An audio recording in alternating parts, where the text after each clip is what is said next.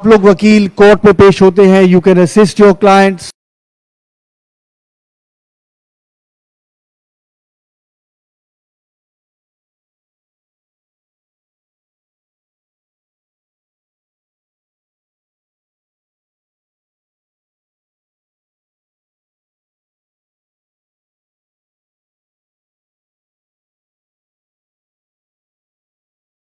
years कि हम अपने आप को क्वालिफाई करें. It's a very short course और मीडिएशन स्किल्स आपको सिखाई जाती हैं.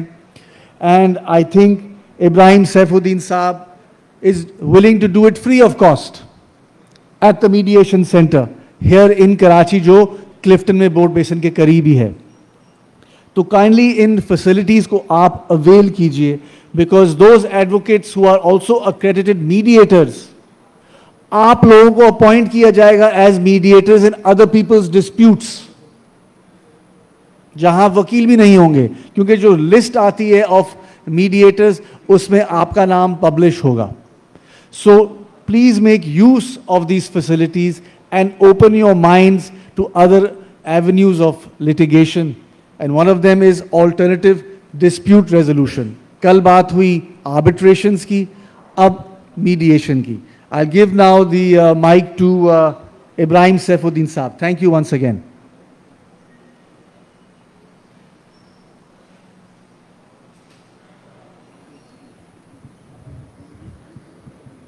जी अस्सलाम वालेकुम. सबसे पहले तो Sindh high court bar association का शुक्रिया कि they have provided a platform for continuing legal education, क्योंकि हमारी एजुकेशन कभी भी कंप्लीट नहीं होती है. It is an ongoing process और हम हर एक से और मुख्तलिफ़ चीज़ों के बारे में हम हमेशा सीख सकते हैं और सीखते रहना चाहिए. जिस इंसान ने ये समझा कि वो अक्ल कुल हो गया तो उसका वहीं जवाल शुरू हो गया. उमर सुमरो साहब का बहुत शुक्रिया कि उन्होंने इतने अल्फाज अच्छे जो हैं वो मेरे लिए इस्तेमाल किए हैं, जो शायद probably I am not even deserving for that, but I would still like to thank him for that. Legal outreach ने ये इनिशिएटिव लिया है. अब मीडिएशन जो है, basically what we have to understand कि मीडिएशन, आर्बिट्रेशन, नेगोशिएशन, कंसिलिएशन, ये सब हैं क्या चीज़, क्योंकि ये अल्फाज हमने बहुत टाइम से हम सुनते आ रहे हैं, लेकिन हमें एक अंडरस्टैंडिंग इसकी नहीं डेवलप होती है. आर्बिट्रेशन का you guys have already gone through the extensive lecture Zahid Ibrahim sahab का, तो I am not going to repeat what arbitration is all about, लेकिन I will be more focused on what mediation is about. Mediation और arbitration में एक मुख्तसर सा फ़र्क आप लोग समझ लें कि आर्बिट्रेशन में ये होता है कि a third neutral party who is appointed by both the disputants, वो अपना एक फैसला सुनाता है जिसको हम अवार्ड कहते हैं. इसको मीडिएटर्स की ज़बान में कॉन्फ्लिक्ट टर्मिनेशन मैकेनिज्म कहा जाता है, कॉन्फ्लिक्ट रेजोल्यूशन मैकेनिज्म नहीं कहा जाता है. Mediation on the other hand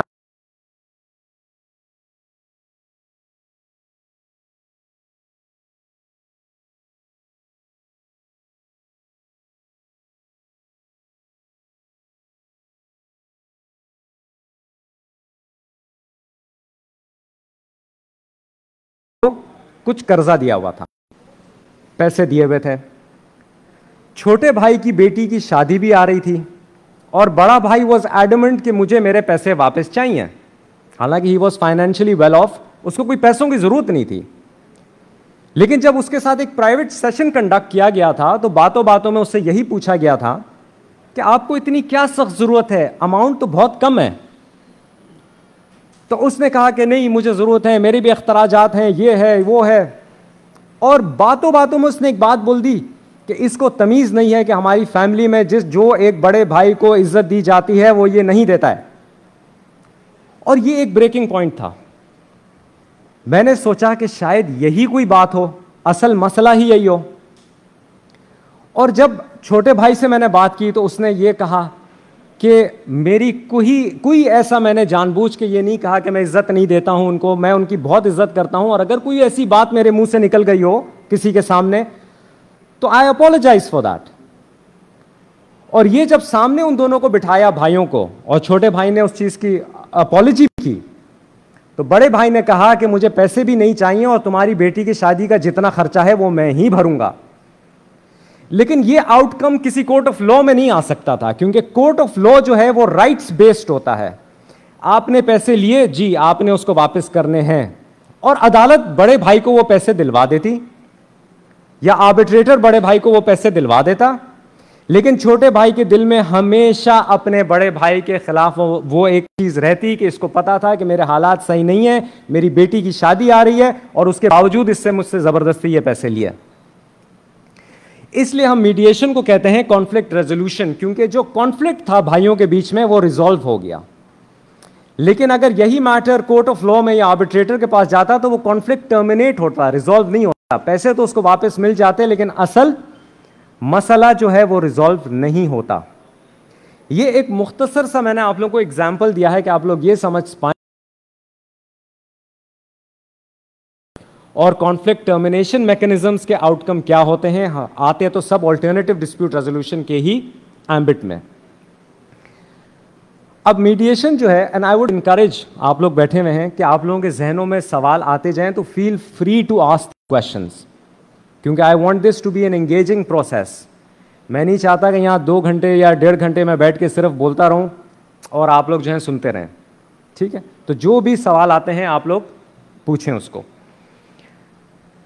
mediation में एक चीज़ आप जहन में रखिएगा कि ये बेसिकली हमारे 7 एलिमेंट्स होते हैं मीडिएशन में।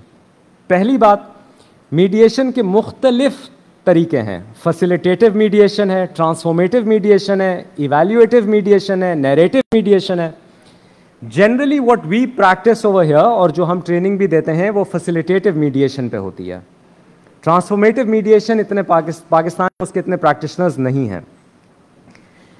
वो ट्रांसफॉर्मेटिव मीडिएशन की जो टेक्निक होती है, that is based on transforming the relationship between the parties, तो उसकी टेक्निक अलग होती हैं।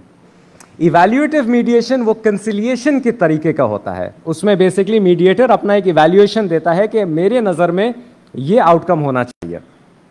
अब वो पार्टीज के ऊपर है कि वो उसको बाइंडिंग अपने पे करे या ना करे। Narrative mediation is basically a derivative of narrative therapy. ये एक साइकोलॉजिकल थेरेपी है, नैरेटिव थेरेपी, जिससे नैरेटिव मीडिएशन की टेक्निक्स अडॉप्ट की गई हैं। लेकिन हम प्राइमरीली बात करेंगे फैसिलिटेटिव मीडिएशन की। अब फैसिलिटेटिव मीडिएशन में 7 एलिमेंट्स होते हैं, 4 एलिमेंट्स तो will go through right now. पहला एलिमेंट इसमें होता है इंटरेस्ट। अब मैं ये सवाल आप लोगों से करता हूं कि इंटरेस्ट क्या है? Who would define interest? Interest की डेफिनेशन कौन मुझे डिफाइन करके देगा? आप लोग कोशिश करो जवाब देने की। What do you think I mean when I say interest?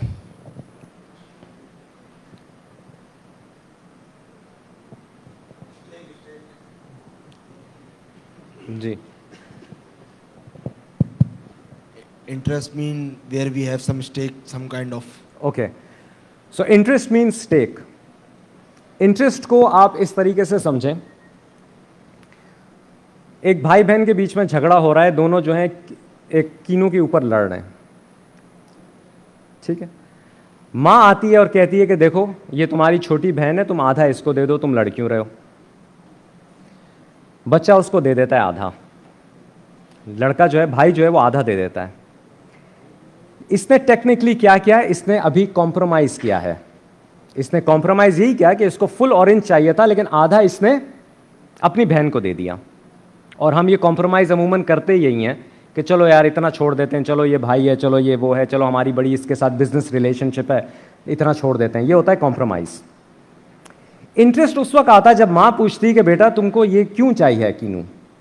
वो कहता है कि मुझे खाना है। और बेटी तुमको क्यों चाहिए कीनू? तो कहती मुझे इसके छिलके से फॉर एग्जाम्पल एक केक बनाना है। अब आप देखें इनका इंटरेस्ट सामने आया। इनको क्यों चाहिए? क्योंकि एक ने उसको कंज्यूम करना है और एक को उसको यूटिलाइज करना है कुकिंग में। और इंटरेस्ट पता चलने पे हल क्या होता कि ठीक है, एक जो है जिसको कीनू खाना है वो कीनू खा लेगा, जिसको छिलके से कुकिंग में इस्तेमाल करना है वो कुकिंग में इस्तेमाल होगा। यहां कॉम्प्रोमाइज नहीं हुआ, इंटरेस्ट के बेस पे ऑप्शंस आए जिस पे रेजोल्यूशन हुआ डिस्प्यूट का। तो इंटरेस्ट जो होता है वो हमेशा पता चलता है जब पार्टीज अपनी पोजीशंस बयान करती हैं और आप उसको सवाल करते हो। तो अगर एक लाइब्रेरी में there are two people who are sitting there और एक कहता है खिड़की बंद करो, एक कहता है खिड़की खोलो, तो जब ये आपस में बात करने लगेंगे, बोले अच्छा यार चलो आधी खुली रहने देते हैं, आधी बंद कर देते हैं, ना तेरी ना मेरी बीच की बात करते हैं। और ये इसी तरह जो है इनका झगड़ा चलता रहेगा, क्योंकि अभी ये फिक्सेटेड है on their positions. The position is what, either it is one person is saying कि बंद करो, वन पर्सन इज सेइंग कि इसको खोलो। तो जब उनसे सवाल किया जाएगा कि आप इसको बंद क्यों चाहते हैं, तो वो कहेगा कि फॉर एग्जाम्पल मैं यहां पढ़ाई कर रहा हूं, हवा आती है, मेरे पर्चे उड़ते हैं। और दूसरे से अगर किया जाएगा तो वो कहेगा फॉर एग्जाम्पल कि मुझे गर्मी लग रही है। तो इसका हल निकल सकता है कि एक को उधर बिठा दो जहां पे वेंटिलेशन दूसरे को डिस्टर्ब ना करे या क्रॉस ब्रीज दूसरे को डिस्टर्ब ना करे। तो इंटरेस्ट में जाना इसलिए हमारे लिए बहुत इंपॉर्टेंट होता है। और ये एक ही तरीके से आ सकता है कि हम सवाल करें कि why is this important for you, what will you achieve if you gain this, या वाई नॉट। जब तक ये सवाल हम नहीं करेंगे हम इंटरेस्ट्स को अक्वायर नहीं कर सकेंगे कि इंटरेस्ट्स क्या हैं। और ये जहन में रखिएगा कि पोजीशन पे अगर हम बात करेंगे तो पोजीशन का हल एक ही है। जैसे खिड़की की अगर हम बात कर लें तो पोजीशन एक ही है, बंद करो या खोलो, उसका हल एक ही है। या बंद कर दो, उसमें एक तो खुश है दूसरा नहीं है, या खोल दो, उसमें दूसरा खुश है पहले वाला नहीं है। लेकिन इंटरेस्ट जब हमें पता चलता है तो we can know exactly how to resolve this dispute. बहुत सारे ऑप्शंस जनरेट हो सकते हैं। उसको वहां बिठा दो जहां क्रॉस ब्रीज नहीं आ रही है, उसको पेडेस्टल फैन लगा दो, हर किस्म की सिचुएशंस और सिनेरियो आ सकते हैं। अगर कोई कहता है कि एसी बंद करना है क्योंकि मुझे ठंड लग रही है, तो भाई जैकेट पहन लो, दूर जगह बैठ लो। So we have to as mediators try to understand कि we have to go towards the interest of the parties rather than the position. और कोर्ट में अमूमन या आर्बिट्रेशन में अमूमन जो झगड़ा होता है वो क्या होता है, वो पोजीशन पर होता है कि ये मेरी पोजीशन है, ये मेरे पैसे हैं, ये इसने मुझे देने हैं, मुझे चाहिए। और वो लीगल राइट्स पे होता है। इसीलिए मॉडर्न अभी टेक्निक्स शुरू हो गई हैं जो मीडिएशन और आर्बिट्रेशन को कंबाइन भी करती हैं, जिनको हम मेड आर्ब या आर्ब मेड कहते हैं। मेड आर्ब में ये होता है कि पहले मीडिएशन का प्रोसेस होता है, अगर मीडिएशन का प्रोसेस फेल हो जाए तो वो आर्बिट्रेशन उस पर हो जाती है। और आर्ब मेड ये होता है कि पहले आर्बिट्रेशन होता है, जो आर्बिट्रेटर है वो अपना अवार्ड लिख के सील कर देता है उसको, और वो पार्टीज से पूछता है कि क्या आपने मीडिएशन में जाना है। अगर पार्टीज अपना कंसेंट देती हैं कि ठीक है हमें मीडिएशन में जाना है, तो वो मीडिएशन की अटेम्प्ट होती है। अगर मीडिएशन सक्सेसफुल हो जाए उस पर सेटलमेंट एग्रीमेंट बन जाता है और सील्ड अवार्ड को डिस्ट्रॉय कर दिया जाता है। और अगर आउटकम नहीं आता है तो आर्बिट्रेटर अपना सील्ड अवार्ड जो है वो अनसील कर लेता है और अवार्ड अपना सुना देता है। तो मीडिएशन में बिकॉज मैं ये चाह रहा हूं कि आपको एक प्रैक्टिकल इंसाइट मिले कि मीडिएशन होती किस तरह है और आप लोग इसको किस तरह कर सकते हैं। तो पहला एलिमेंट जिस पे हमने बात की वो इंटरेस्ट हो गया। दूसरा एलिमेंट जो हमारा आता है कि जब हमारे इंटरेस्ट आने शुरू हो जाएं तो ऑप्शन जनरेशन फेज हमारा शुरू होता है, जिसमें हम जनरेट करते हैं ऑप्शंस। लेकिन मीडिएटर वो जनरेट नहीं करता है, वो पार्टीज को इनकरेज करता है कि वो खुद ऑप्शंस जनरेट करें। क्योंकि मीडिएटर के लिए बहुत इंपॉर्टेंट है कि वो एक इम्पार्शियल पर्सोना रखे अपना। और इम्पार्शियलिटी को when we define impartiality, we don't define it that you know in your mind that you are impartial. No. Impartiality is that the other person, the disputants, should not even occur in their mind कि शायद ये mediator partial है दूसरी party की तरफ। क्योंकि the moment they have this thing in their mind कि the mediator is partial towards the other party, you're no longer impartial, even if you are. Because the parties should perceive you as impartial. You yourself, it is not sufficient that you yourself perceive yourself as impartial. इसीलिए language कौन सी इस्तेमाल करनी है disputants के साथ। अगर एक ethnic language से उसका ताल्लुक है जो आप भी जानते हैं, लेकिन दूसरे डिस्प्यूटेंट का ताल्लुक नहीं है उससे, तो आपने अवॉइड करना है, आपने वो लैंग्वेज इस्तेमाल करनी है जो कॉमन लैंग्वेज है, ताकि जो दूसरा डिस्प्यूटेंट है उसको ये ना लगे कि ये तो आपस में जो है इनका कुछ हो रहा है, क्योंकि वहां पे आपका पर्पस ऑफ मीडिएशन, और अगर ऐसा कोई iota of doubt also occurs in the mind of the party that you are partial, as a mediator your role has ended and it is better to get up and leave that mediation and probably ask them to appoint some other mediator. तो impartiality बहुत जरूरी है, तो इस वजह से mediator option suggest नहीं करता। ऑप्शन पार्टीज खुद जनरेट करती हैं, और this is one of the most difficult stages of mediation, because parties generally are very reluctant in giving options. एक तो हमारी वैसी ही आदत खत्म हो गई है सोचने की, गौर व फिक्र करने की, क्योंकि पार्टीज जो हैं वो जनरली अपनी पोजीशन पे फंसी होती हैं, तो उनके तो जहन में एक ही ऑप्शन आ रहा होता है कि मुझे ये चाहिए। लेकिन it is okay, as a mediator you have to encourage them to give options, और ऑप्शंस बहुत खुदगर्ज ऑप्शंस भी आएंगे, और खुदगर्ज ऑप्शंस इस तरह आएंगे कि आई डोंट केयर, तो क्या हुआ कि अगर ये भूखा मरता है, मुझे मेरे पैसे चाहिए। और खुदगर्ज ऑप्शंस को आने दें, क्योंकि ऑप्शन जनरेशन फेज में 3-4 चीजें नहीं होती हैं। एट्रीब्यूशन नहीं होता है, वी डोंट एट्रीब्यूट कि ये ऑप्शन आपने दिया या ये ऑप्शन फलाने ने दिया। कमिटमेंट नहीं होता है, we don't hold any party committed to the option, and you have to explain this to the parties कि there shall be no attribution, there shall be no commitment. ये ऑप्शन है which might lead to a result, which might not lead to a result. So there is no commitment. क्योंकि बाज़ दफ़ा parties ये सोचती हैं कि हमने अगर एक ऑप्शन दे दिया तो हम तो फंस जाएंगे, क्योंकि फिर मीडिएटर भी यही कहेगा कि जी आपने ही कहा था, ये ऑप्शन दिया था, now you have to abide by it. So there is no commitment, no attribution, no criticism. अगर फॉर एग्जाम्पल लेट्स सपोज कोई बहुत ही खुदगर्ज किस्म का ऑप्शन आ भी रहा है, and if you criticise it, तो उसके दो ही आउटकम हो सकते हैं। या तो पार्टी खुद आपको कहेगी ठीक है मीडिएटर साहब, फिर आप ही जो है ऑप्शन बता दें कि किस तरह यह हल हो सकता है, and you don't want to go over there. और दूसरा आउटकम क्या होगा कि पार्टी विल बिकम रिक्लूज, उसका आपने ऑप्शन जनरेशन का जो फेज है वो शट डाउन कर दिया, क्योंकि आपने दूसरी पार्टी के सामने उसकी बेइज्जती कर दी, तो वो खामोशी इख्तियार कर देगा। और हम मीडिएशन में नहीं चाहते कि पार्टीज किसी किस्म की खामोशी इख्तियार करें प्रोग्रेसिव तरीके में जाते हुए। तो ऑप्शन जनरेशन में आपने उनको इनकरेज करना है, ऑप्शंस जो आते जाएं वो आप लिखते जाएंगे, कागज आपके पास होगा, पेन होगा, वो आप लिखते जाएंगे कि ऑप्शंस क्या क्या जनरेट हो रहे हैं। लेकिन ऑप्शंस आप नाम के साथ नहीं लिखेंगे कि फलाने ने ये ऑप्शंस दिए, फलाने ने ये ऑप्शंस दिए, नहीं, सिर्फ एक लंबी लिस्ट बनते जाएगी। आपको खुद को भी याद ना रहे कि किस पार्टी ने कौन सा ऑप्शन दिया, वही बेहतर है, इसलिए एक लिस्ट बन जाएगी उसमें। और ऑप्शन जनरेशन फेज को आप एग्जॉस्ट करें, पार्टीज आर वेरी रिलक्टेंट। अगर आप देख रहे हैं कि एक मेंटल डेडलॉक आया हुआ है, एक ब्लॉक आया हुआ है, and they can not generate any options, तो आप पार्टीज को क्या ब्रेक दे दें। बाज दफा मीडिएटर को भी ब्रेक चाहिए होती है, even we are humans, we get mentally exhausted, और मीडिएशन प्रोसेस जनरली लंबा होता है।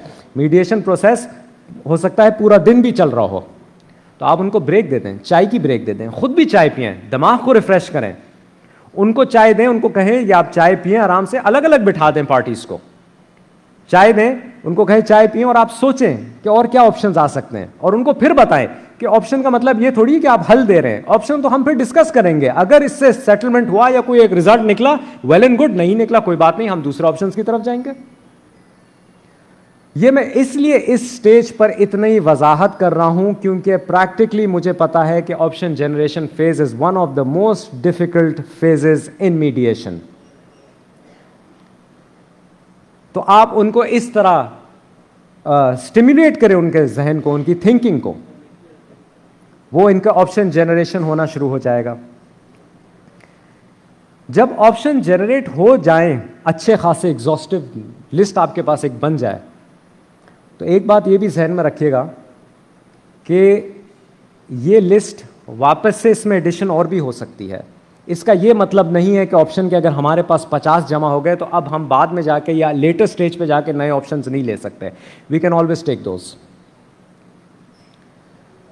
तो ऑप्शंस आने शुरू हो जाएंगे, और जब ऑप्शंस आ जाएं तो आपका एक नेक्स्ट फेज जाता है जो क्राइटेरिया का कहलाता है।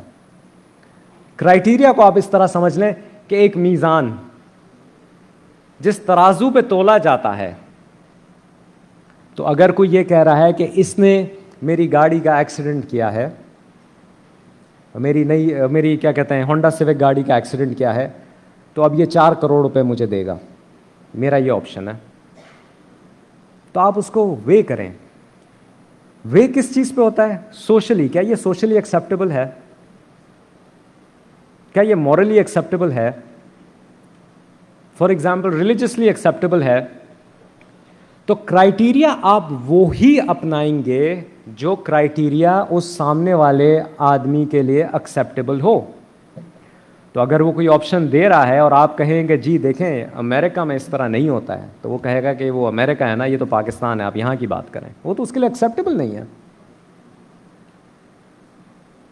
तो क्राइटेरिया वही अप्लाई होता है, लेकिन क्राइटेरिया में आप उसके ऑप्शन को उसी वक्त तोलते हो जब आप उसके साथ प्राइवेट सेशन में होते हो, क्योंकि जहन में रखिएगा उसके ऑप्शन को आप एक क्राइटेरिया में ला के वे कर रहे हो, उसको क्रॉस क्वेश्चन कर रहे हो कि is this how it is, is this how it is. So these things have to be done in private. दूसरी पार्टी के सामने उसके साथ नहीं करना है ये। तो क्राइटेरिया बेसिकली एक मीज़ान है, एक तराजू है जिसमें तोला जाएगा जो ऑप्शन जनरेट होगा कि उसका रैशनल सही है या नहीं है, रीजनेबिलिटी है या नहीं है। और अगर आप देखें कि you have a long list of options और सारे ही बहुत सेल्फिश ऑप्शंस हैं, तो इसका मतलब क्या है? इसका मतलब ये नहीं है कि पार्टीज में कोई इशू है, इसका मतलब है कि as a mediator you have not done your job properly. क्योंकि जब वो एग्जॉस्ट हो जाएंगे सेल्फिश ऑप्शंस देते देते देते, then they will come towards sensible options. तो अगर वो आए ही नहीं है आपकी लिस्ट में और आप देख रहे हैं तो सारे ही खुदगर्ज ऑप्शन हैं, तो आपने वापस, भले आप क्राइटेरिया फेज में हो, आपने वापस जाना पड़ेगा ऑप्शन जनरेशन में। जैसे मैंने आपको कहा ऑप्शन जनरेशन वो ख़त्म नहीं हो जाएगी, वो कभी भी आप आ सकते हैं। जैसे कोर्ट में फॉर एग्जांपल देखें, जब वो इश्यूज फ्रेम हो जाते हैं, कोर्ट का एम्बिट रिस्ट्रिक्टेड हो जाता है। It's going to basically talk about only those particular things. लेकिन मीडिएशन इतना फ्लेक्सिबल है कि इंटरेस्ट आगे जाके और भी आ सकते हैं। जरूरी नहीं है कि जो पहले आ गए तो अब आप कहेंगे नहीं नहीं नहीं नहीं, क्योंकि आपने इंटरेस्ट जनरेशन फेज में आपने कहा था कि ये इंटरेस्ट हैं तो बस यही होंगे। नहीं, और भी आ सकते हैं, कभी भी आ सकते हैं, किस स्टेज पे भी आ सकते हैं। ऑप्शंस कभी भी आ सकते हैं, किसी स्टेज पे भी आ सकते हैं। तो it is more of a fluid mechanism, it is more of an interconnected stages rather than specific stages.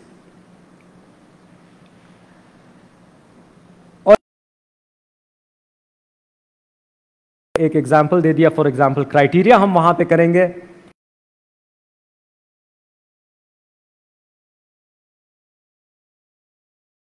Session में देखा जाता है।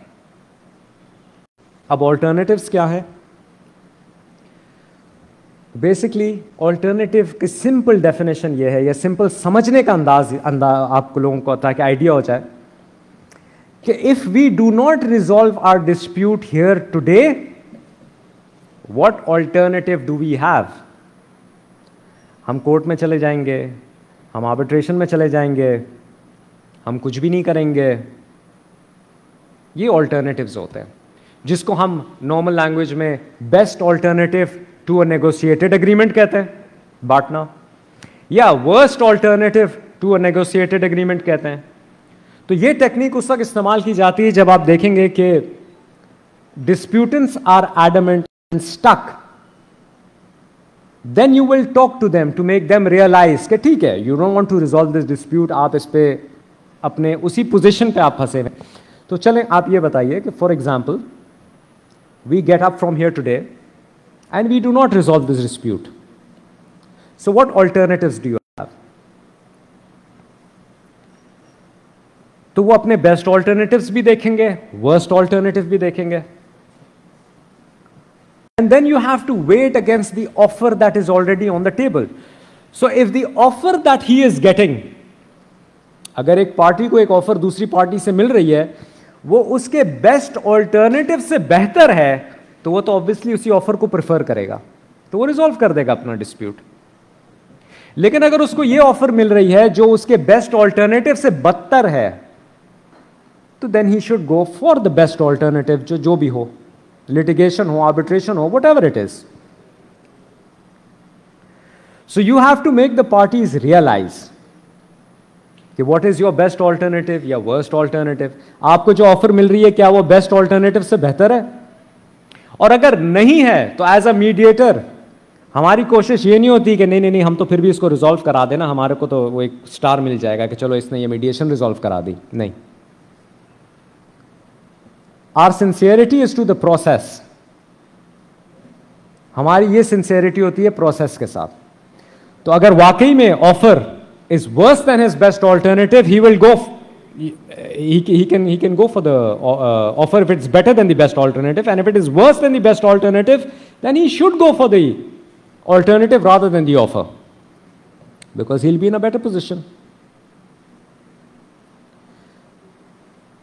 तो इस तरह ये चार elements जो हैं, these are actually the primary elements which go through the interests, options, criteria, and then you have the alternatives.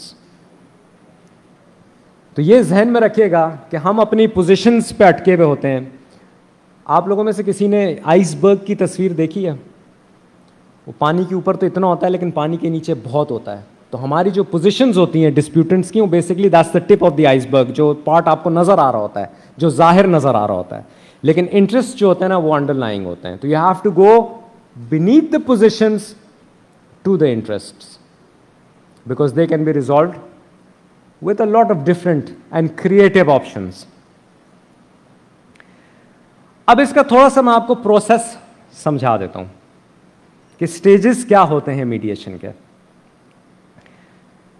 Mediation के स्टेज ये होते हैं कि पहले फॉर एग्जांपल जब आप पार्टीज से मिलते हैं तो मीडिएटर अपना एक ओपनिंग स्टेटमेंट देता है, जिसमें जाहिर सी बात है वो सबसे पहले अपने आप को इंट्रोड्यूस करवाता है। And it is also important कि मीडिएटर कुछ ग्राउंड रूल्स ले डाउन करे, और वो ग्राउंड रूल्स क्या होते हैं? बहुत सिंपल से होते हैं। जैसे during this mediation process we will put our phones on silent. जैसे during the mediation process we will not talk over each other. अगर एक पार्टी बात कर रही है तो दूसरी पार्टी उस वक्त उसको ओवरलैप नहीं करेगी, और हर पार्टी को आप एक पेपर और एक पेन प्रोवाइड करेंगे जिसमें उनका जो भी दूसरी पार्टी अपना स्टेटमेंट दे रही है तो अपने ऑब्जेक्शंस लिखते जाएंगे, जिस भी बात पे उनको बहस करनी है लिखते जाएंगे। And you have to assure the parties that both of them और both of you will be heard with sufficient time that you need. तो अपने ओपनिंग स्टेटमेंट में जरूरी होता है ये ग्राउंड रूल्स ले डाउन करना, because you are setting the tone, that you're showing the parties that you're in control. If you cannot, or if you are not in control of the mediation process, the parties will be in control of the mediation process. ये ज़हन में रखें, the parties are only in control of the outcome of the mediation, but the mediator is the master of the process and he must be in control. अगर parties आपके control में नहीं होंगी तो फिर वो process आपके हाथ से निकल जाएगा and you will not know what to do. तो आपने ओपनिंग स्टेटमेंट अपना देना है, and towards the end we will have a small demo over here, जिसमें आप लोग देखेंगे कि मीडिएशन प्रोसेस के थ्रू जो आप लोग प्रैक्टिकली देखेंगे उस चीज़ को। और क्योंकि जनरली दिस ट्रेनिंग, जो मीडिएशन ट्रेनिंग हम लोग देते हैं, that last about 5 to 6 days, तो it is very hard for me to go in depth of all the small stages and small little issues. इसलिए मैं आप लोगों को एक ओवरव्यू देना चाह रहा हूँ ताकि आप लोगों के जहन में ये आ जाए कि मीडिएशन जनरली है क्या। क्योंकि मीडिएशन को अक्सर लोग ये समझ जा बैठते हैं कि ये कॉम्प्रोमाइज़ है, लेकिन नहीं है compromise. We already went through it. Compromise can be an outcome of mediation, yes it can be, but mediation is not compromise. Compromise में you give up your interests, जो हमने एग्जाम्पल देखा था बच्चों का, लेकिन मीडिएशन में you acquire your interest get addressed. तो मीडिएटर अपना इंट्रोडक्शन के साथ कुछ ग्राउंड रूल्स ले डाउन कर देता है। आप ये भी ले डाउन कर सकते हैं कि फॉर एग्जांपल पेन के साथ हम नहीं खेलेंगे, फोन हमारा साइलेंट पे होगा, we will not over talk, if you need to take a break you will inform me and then you will go for the break. ये सारे जब आप ग्राउंड रूल्स ले डाउन कर लेंगे then you will start with the opening statement.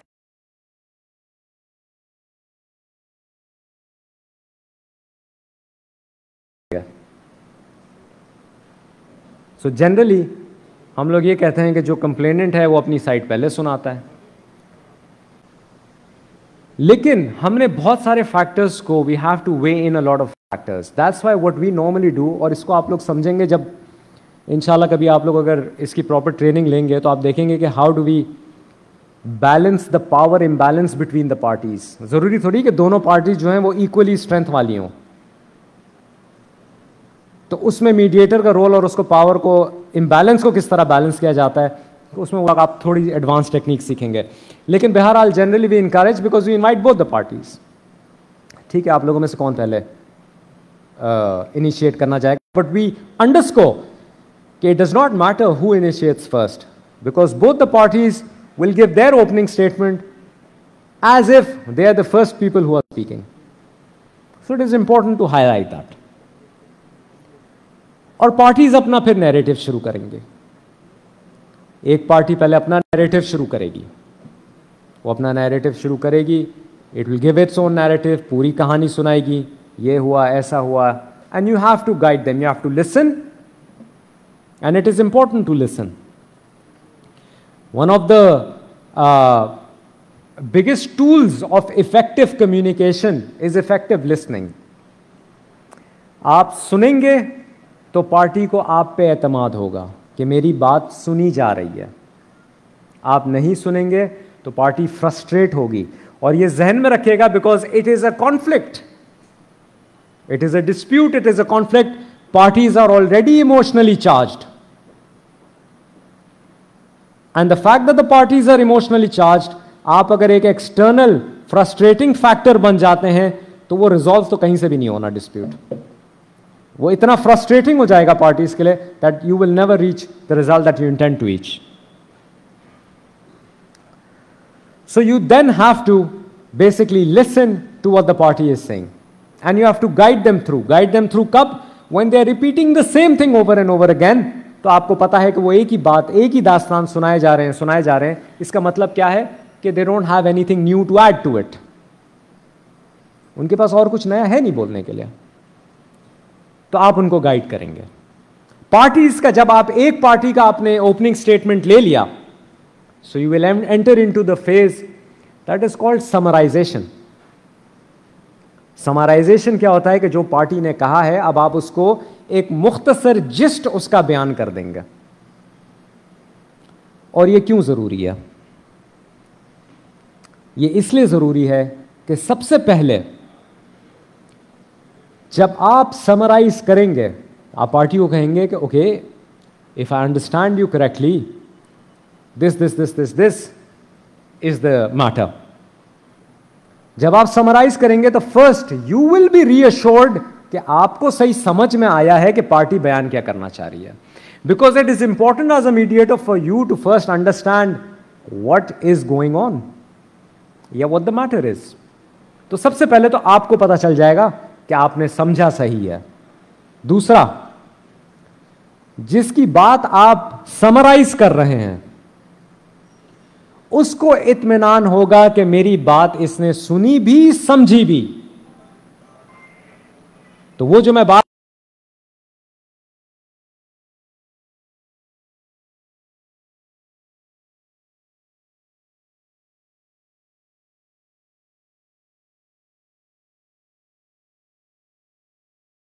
क्योंकि effective communication का एक primary principal क्या है? ये नहीं है कि that you communicate and the other person hears it. No.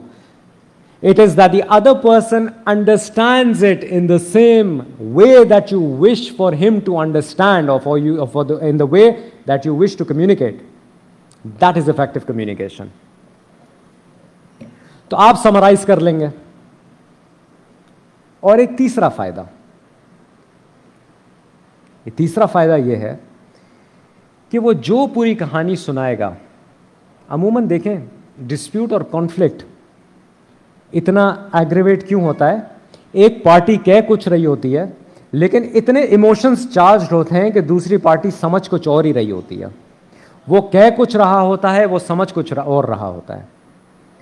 तो इसी का नैरेटिव की इंटरप्रिटेशन जब दूसरा फरीक एक तीसरे बंदे के मुंह से सुनेगा, तो even if his perception does not change, he will question कि शायद मैंने वाकई में इसकी बात गलत समझी हो, या शायद वाकई में हो सकता है कि इसके कहने का मकसद यह हो. So we summarise for 3 benefits. हम समझ लें, जो पार्टी ने पूरी अपनी दास्तान सुनाई है उसको इत्मीनान हो जाए कि मेरी बात सुन गई है, समझी गई है, और जो दूसरा फरीक है उसको भी एक थर्ड पर्सन पर्सपेक्टिव मिल जाए.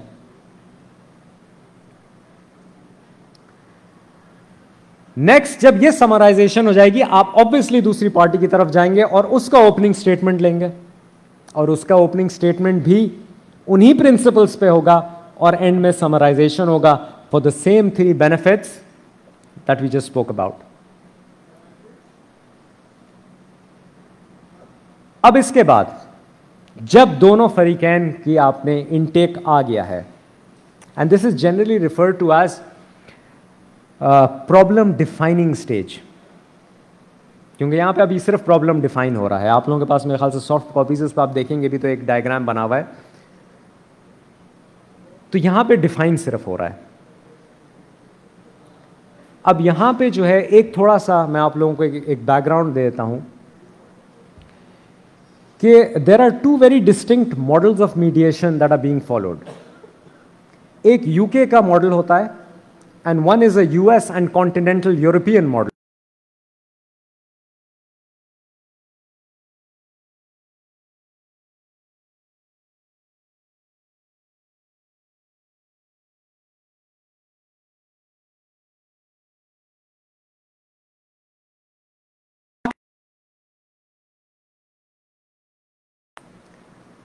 इससे यह पता चला कि जब हम पार्टीज को प्राइवेटली ले जाते हैं, ब्रेक अवे कर लेते हैं और उनसे प्राइवेटली बात करते हैं, और मीडिएटर एक की बात सुनता है, फिर दूसरे के पास जाता है, फिर उससे बात करता है, which is referred to as और known as shuttle diplomacy.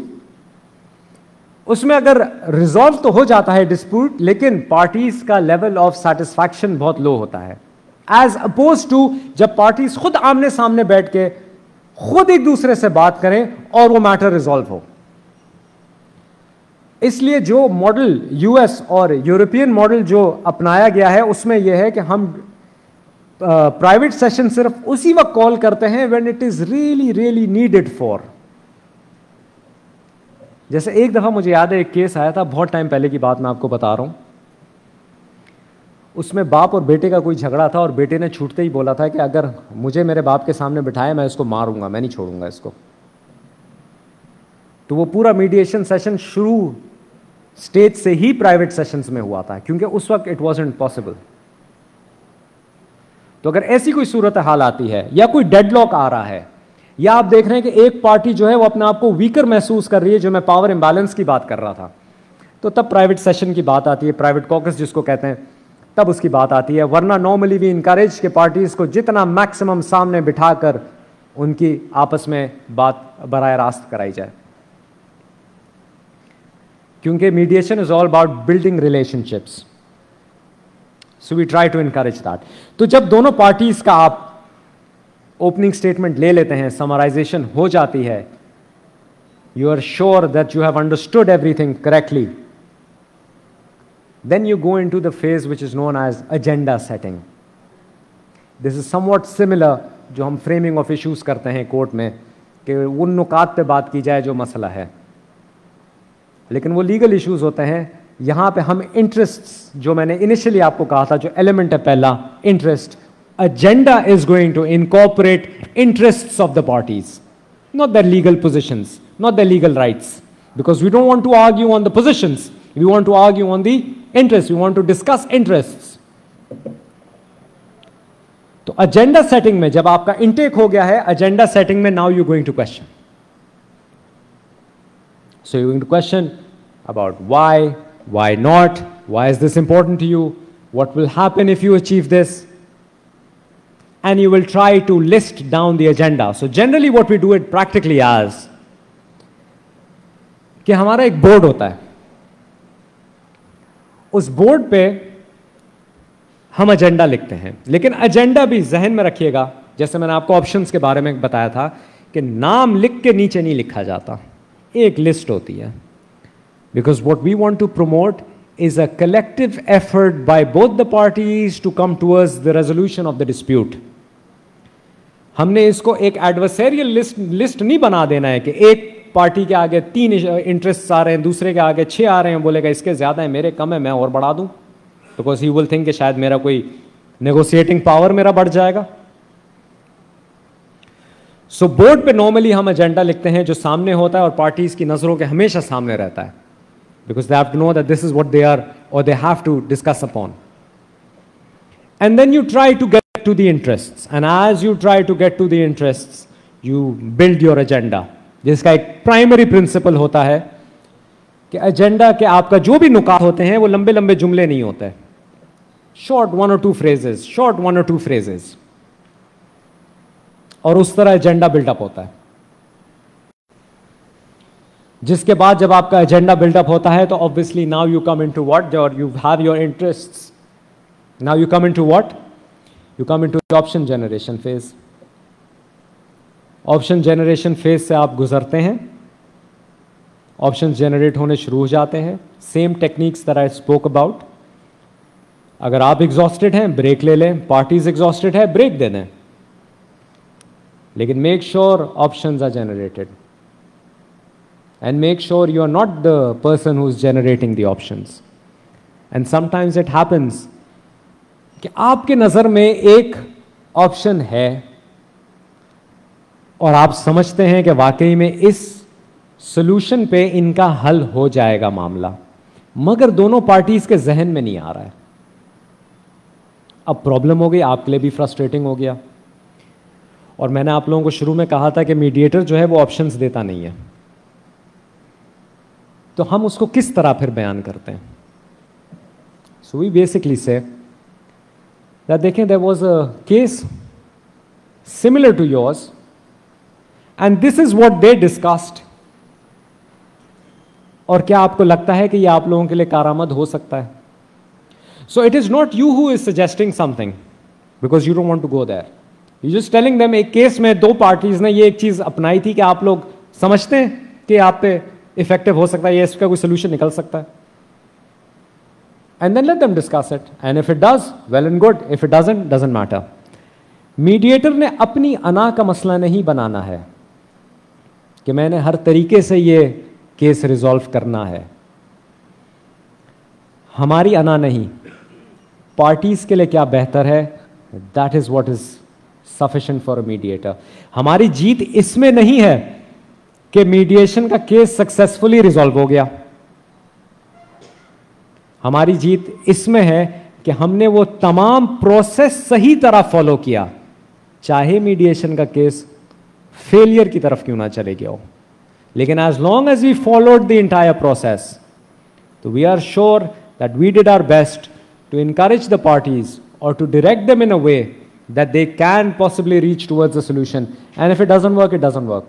So we are not going to impose any solution, क्योंकि आर्बिट्रेशन में जैसा आपको बताया कि वहां तो अवार्ड दे दिया जाता है, मीडिएशन में नहीं दिया जाता है। पार्टीज खुद अपना सेटलमेंट के टर्म्स डिसाइड करती हैं, सेटलमेंट एग्रीमेंट बनता है, और वो सेटलमेंट एग्रीमेंट फिर जाके डिक्री ऑफ द कोर्ट बनता है, जिसमें एक हमारा सेक्शन 89A पहले इंट्रोड्यूस हुआ था।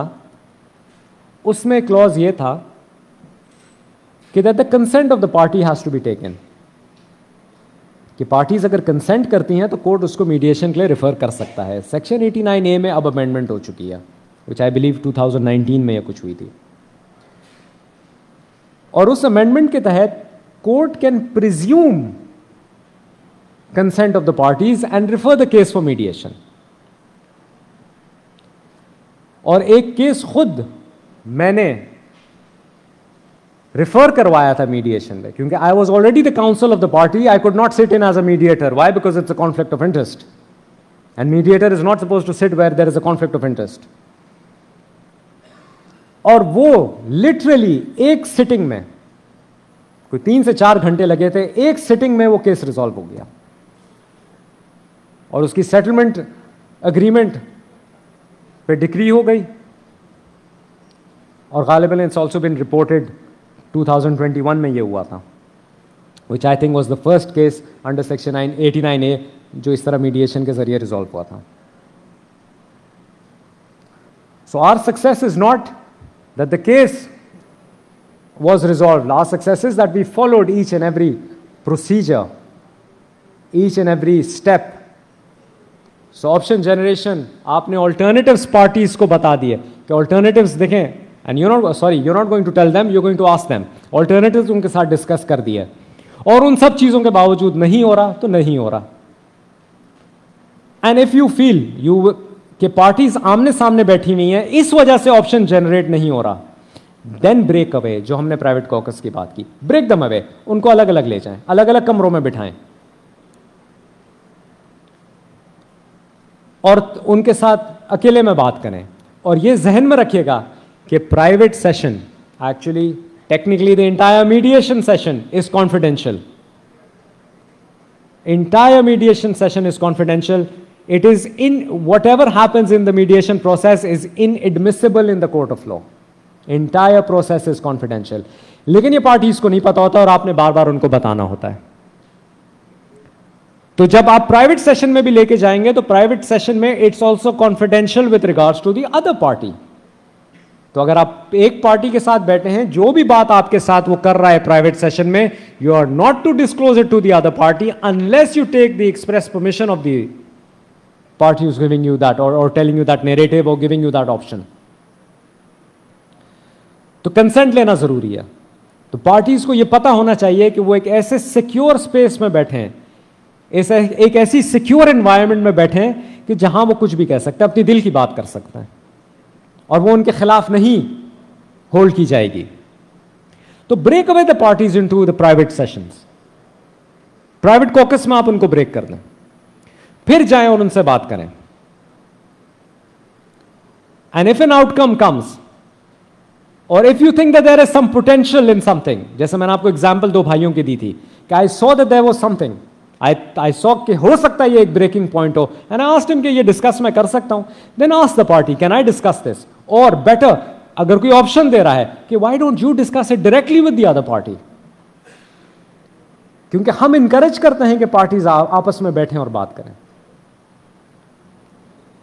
और फिर वो डिस्कस करें, ब्रेनस्टॉर्म करें, और ऑप्शंस जनरेट होते हैं तो होएं, और अगर होता है कोई आउटकम आपने उसका सेटलमेंट एग्रीमेंट बना देना है, नहीं होता है तो कोई बात नहीं, एक छोटी सी रिपोर्ट आ जाएगी that they came for mediation, how the mediation could not be resolved, वो रिपोर्ट सबमिट हो जाएगी कि अगर ये कोर्ट से आया है, अगर डायरेक्ट आया है तो इसी तरह की रिपोर्ट आप फिर भी बना सकते हैं if the parties ask for it. तो I am being told that there is a break का टाइम हो रहा है, तो we'll take a break for however minutes that Abdullah says.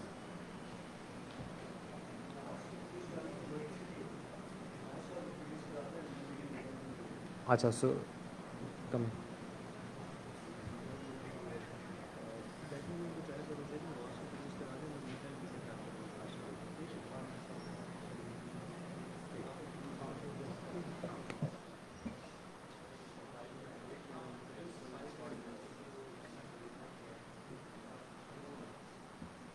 Now we are having 5-minute break. Thereafter we will continue after 5-minute break. Thank you.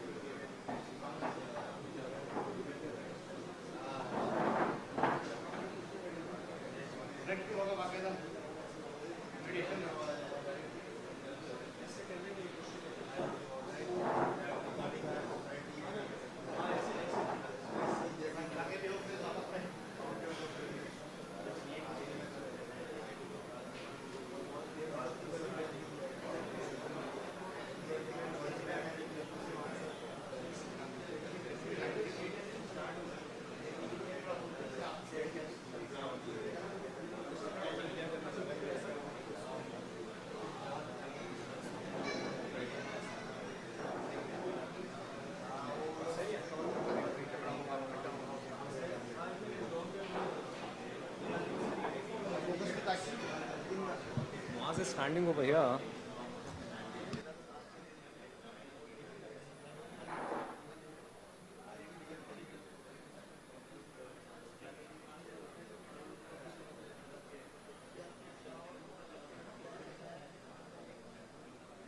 वो बेहतर है.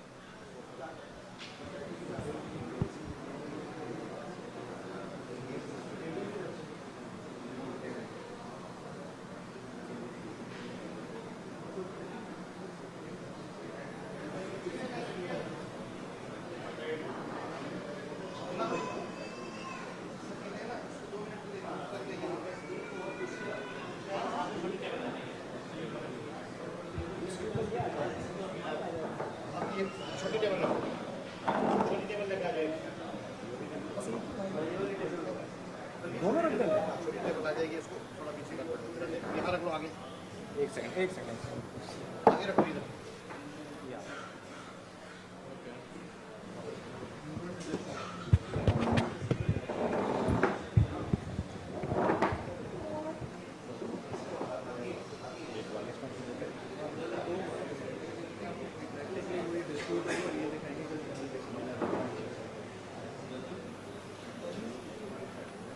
हमारा देख लो फोकस.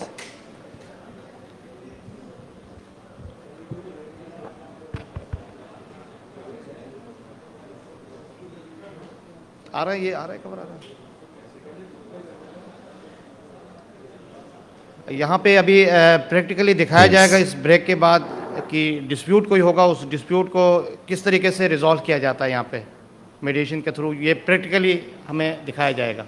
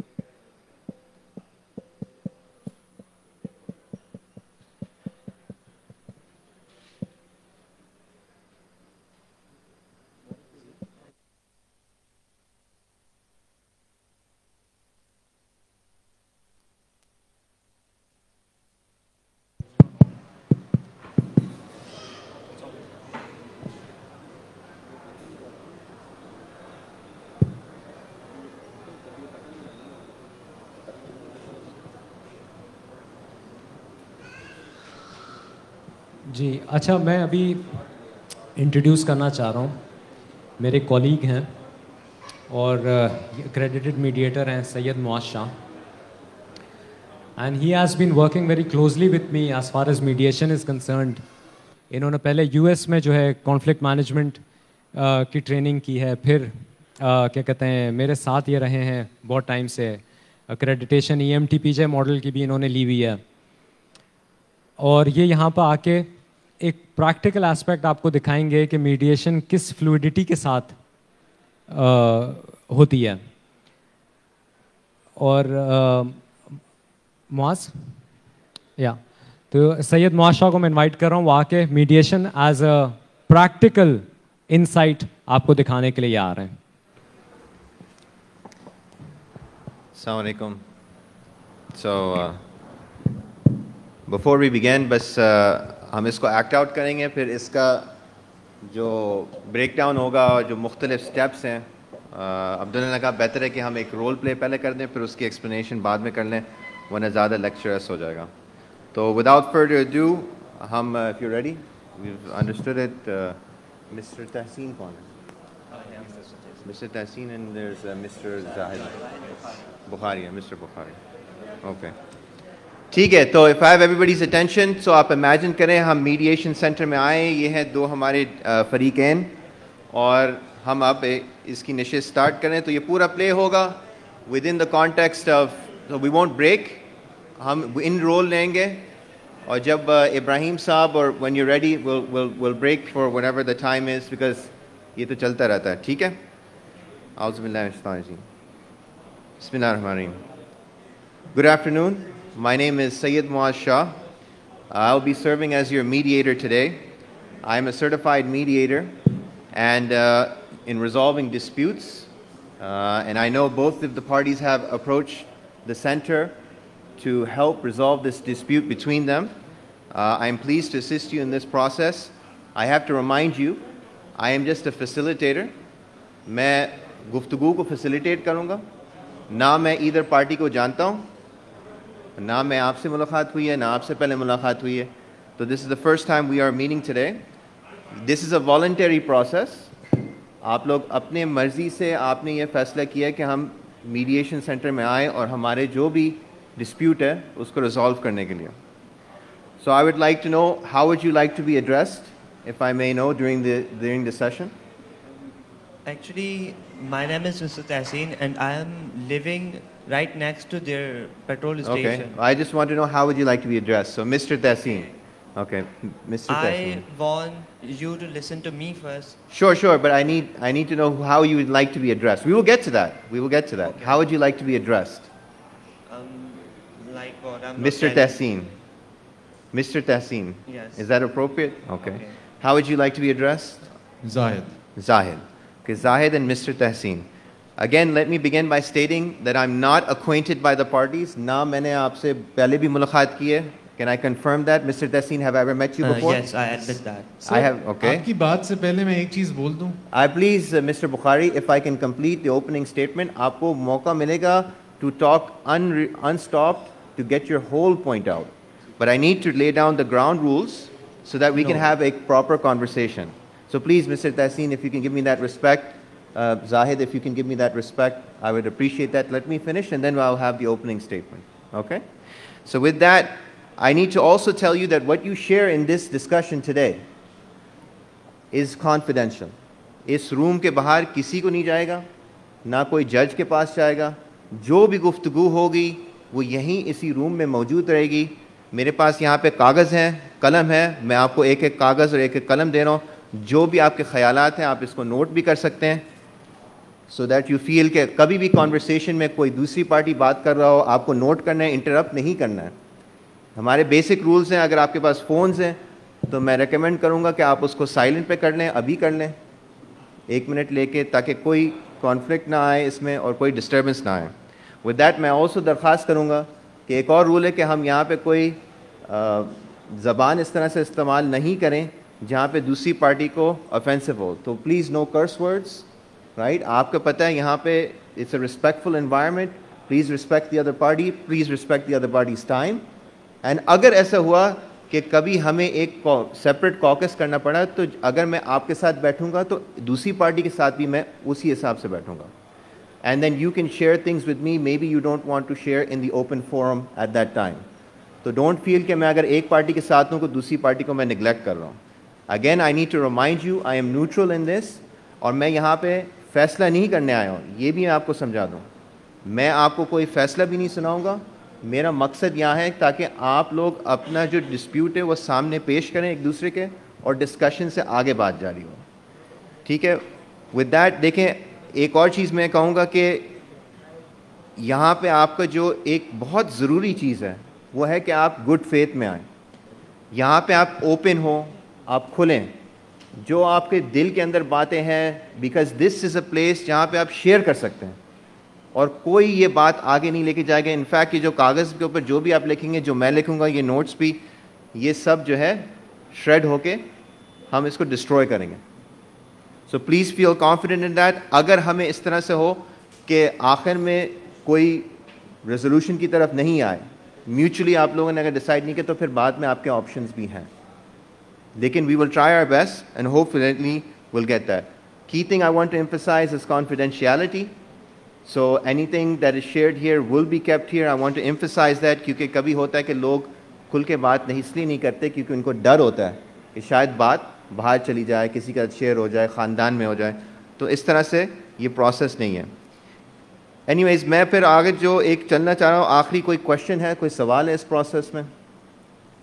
सर आप राजदारी के लिहाज से, कॉन्फिडेंशियलिटी के लिहाज से थोड़ा मुझे और अगर आप तफसील में बता सकें.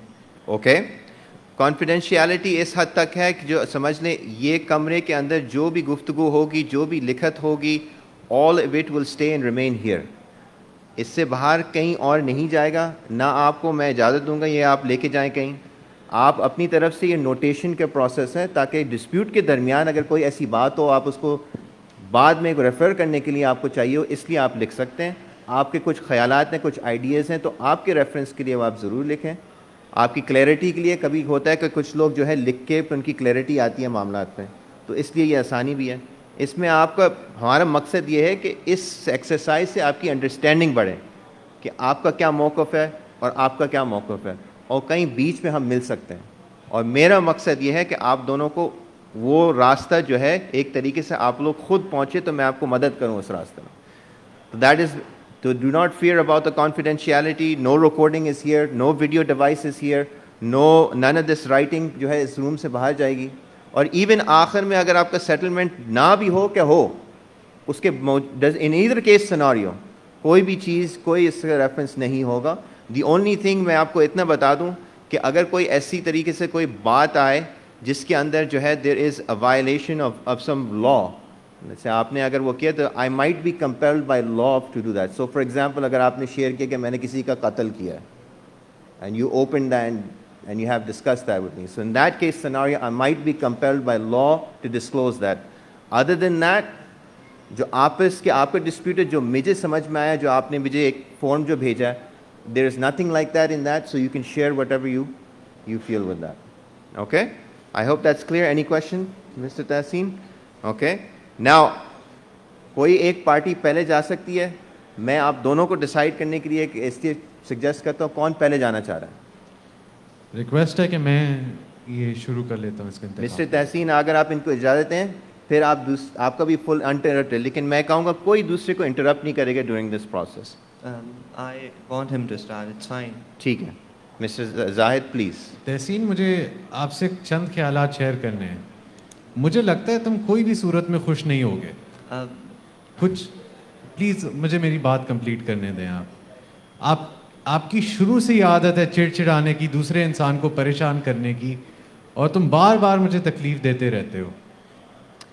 Mister Zahid I would say that वो तकलीफ़ आप जो कह रहे हैं उसके ऊपर थोड़ा सा बताएं बैकग्राउंड, क्या मसला आपकी तरफ से क्या समझते हैं क्या है. मैं बोलना ये चाह रहा हूँ कि जब भी कोई छोटा सा मसला आता है ये मुझे लीगल एक्शन के साथ थ्रेटन करते हैं. कोई छोटी सी भी इन्हें इनकन्वीनियंस होती है, ये हमेशा मेरे यहाँ दरवाजे पे पहुँच जाते हैं, शोर मचाना शुरू करते हैं, या तो बोलते हैं मैं आपको कोर्ट ले जाऊँगा, आपके ख़िलाफ़ मैं लीगल एक्शन इनिशिएट कर दूँगा. जबकि ये सारे मसले बहुत छोटे छोटे आम मसले हैं और इससे मुझे बेतहाशा परेशानी होती है.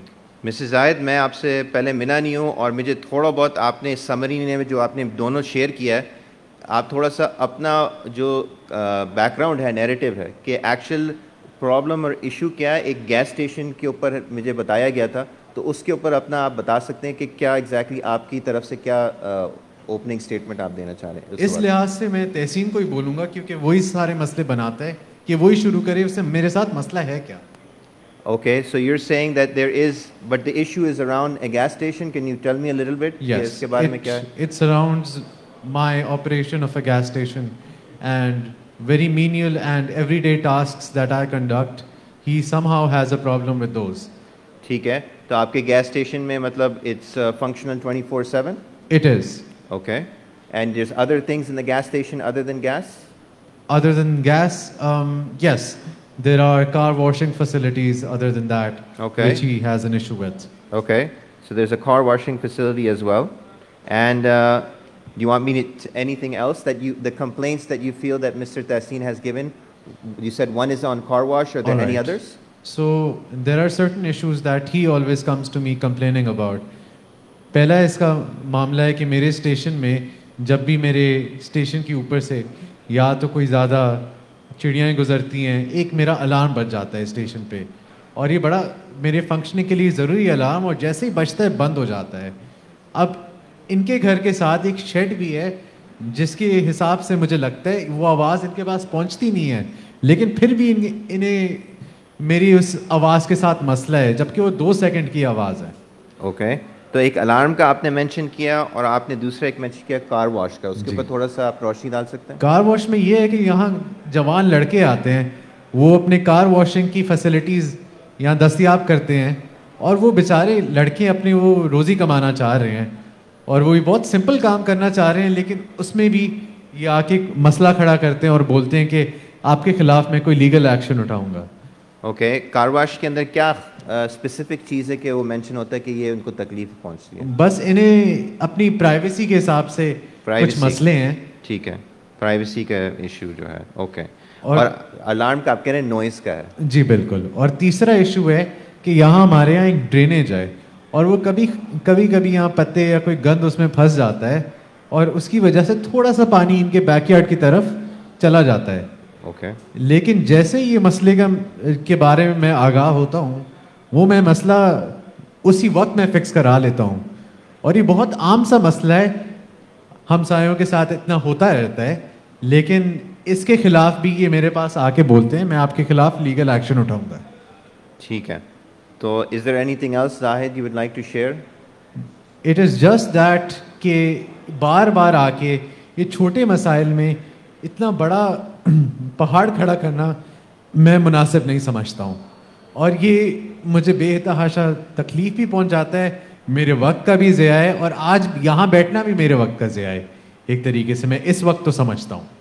देखें मिस्टर जाहिद, आप लोगों ने ये प्रोसेस वॉलंटरली चूज़ किया, आप खुद आए यहाँ पे, कोई ज़बरदस्ती किसी ने करवाई नहीं, तो आप ऐसे समझें कि जब आप टाइम इन्वेस्ट करेंगे इसमें, तो इंशाल्लाह उम्मीद है कि इसके अंदर एक म्यूचुअल सोल्यूशन जिसके अंदर आपकी भी राय होगी और मिस्टर तहसीन की भी राय होगी, इंशाल्लाह उम्मीद है। We are hoping for that. Without further ado, mister Tahseen, आप अपना ओपनिंग स्टेटमेंट शेयर करना चाहें इस मामला के बारे में? सर, सबसे पहले तो आई हैव बीन लिविंग इनके स्टेशन के साथ ही मेरा घर है, 6 साल से मैं वहाँ पर रह रहा हूँ, और इनके स्टेशन पर एक ऐसा अलार्म लगा है कि कोई भी जब बर्ड क्रॉस करता है तो वो अलार्म बहुत ज़ोर से बजता है, और इतने ज़ोर से बजता है कि आई फील लाइक या तो बहुत ज़ोर से रनिंग हो रही है, या फिर एक मतलब पेड़ के जो बुशेस हैं वो गिर रहे हैं बहुत ज़ोर से।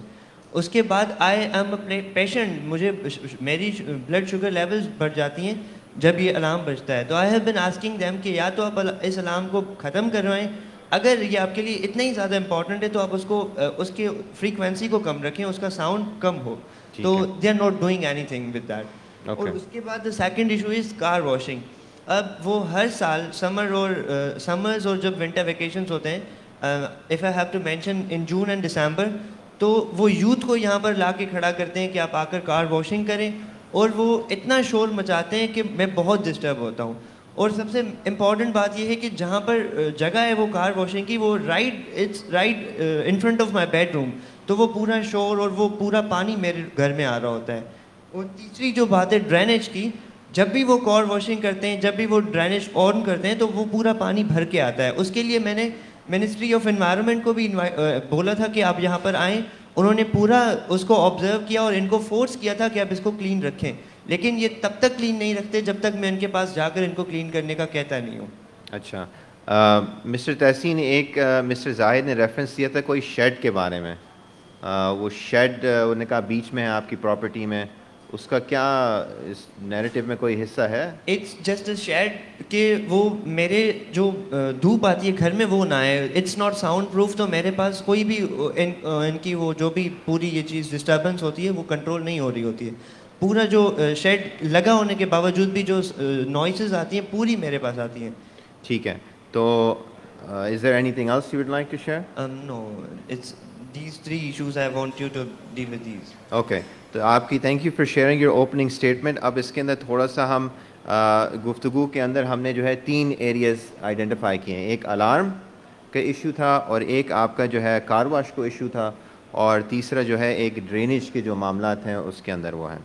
तो अगर हम स्टार्ट करते हैं अलार्म, अभी मिस्टर तहसीन ने एक सजेस्ट किया था और मैं आपकी राय इसमें लेना चाह रहा हूँ मिस्टर ज़ाहिद, कि अलार्म की वो समझते हैं ज़रूरत शायद है, ऑब्वियसली पेट्रोल स्टेशन है, अलार्म है, आग जल सकती है, खुदा न खास्ता क्या है, तो देयर इज़ समथिंग, लेकिन उसकी कोई फ्रीक्वेंसी आप लोअर कर सकते हैं। मिस्टर तहसीन कह रहे हैं कि फिर इतना मसला नहीं होगा, वो ख़ुद ब्लड के हार्ट के पेशेंट हैं, तो वो ख़ुद सजेस्ट कर रहे हैं। आपको कैसे ये सजेशन लग रहा है?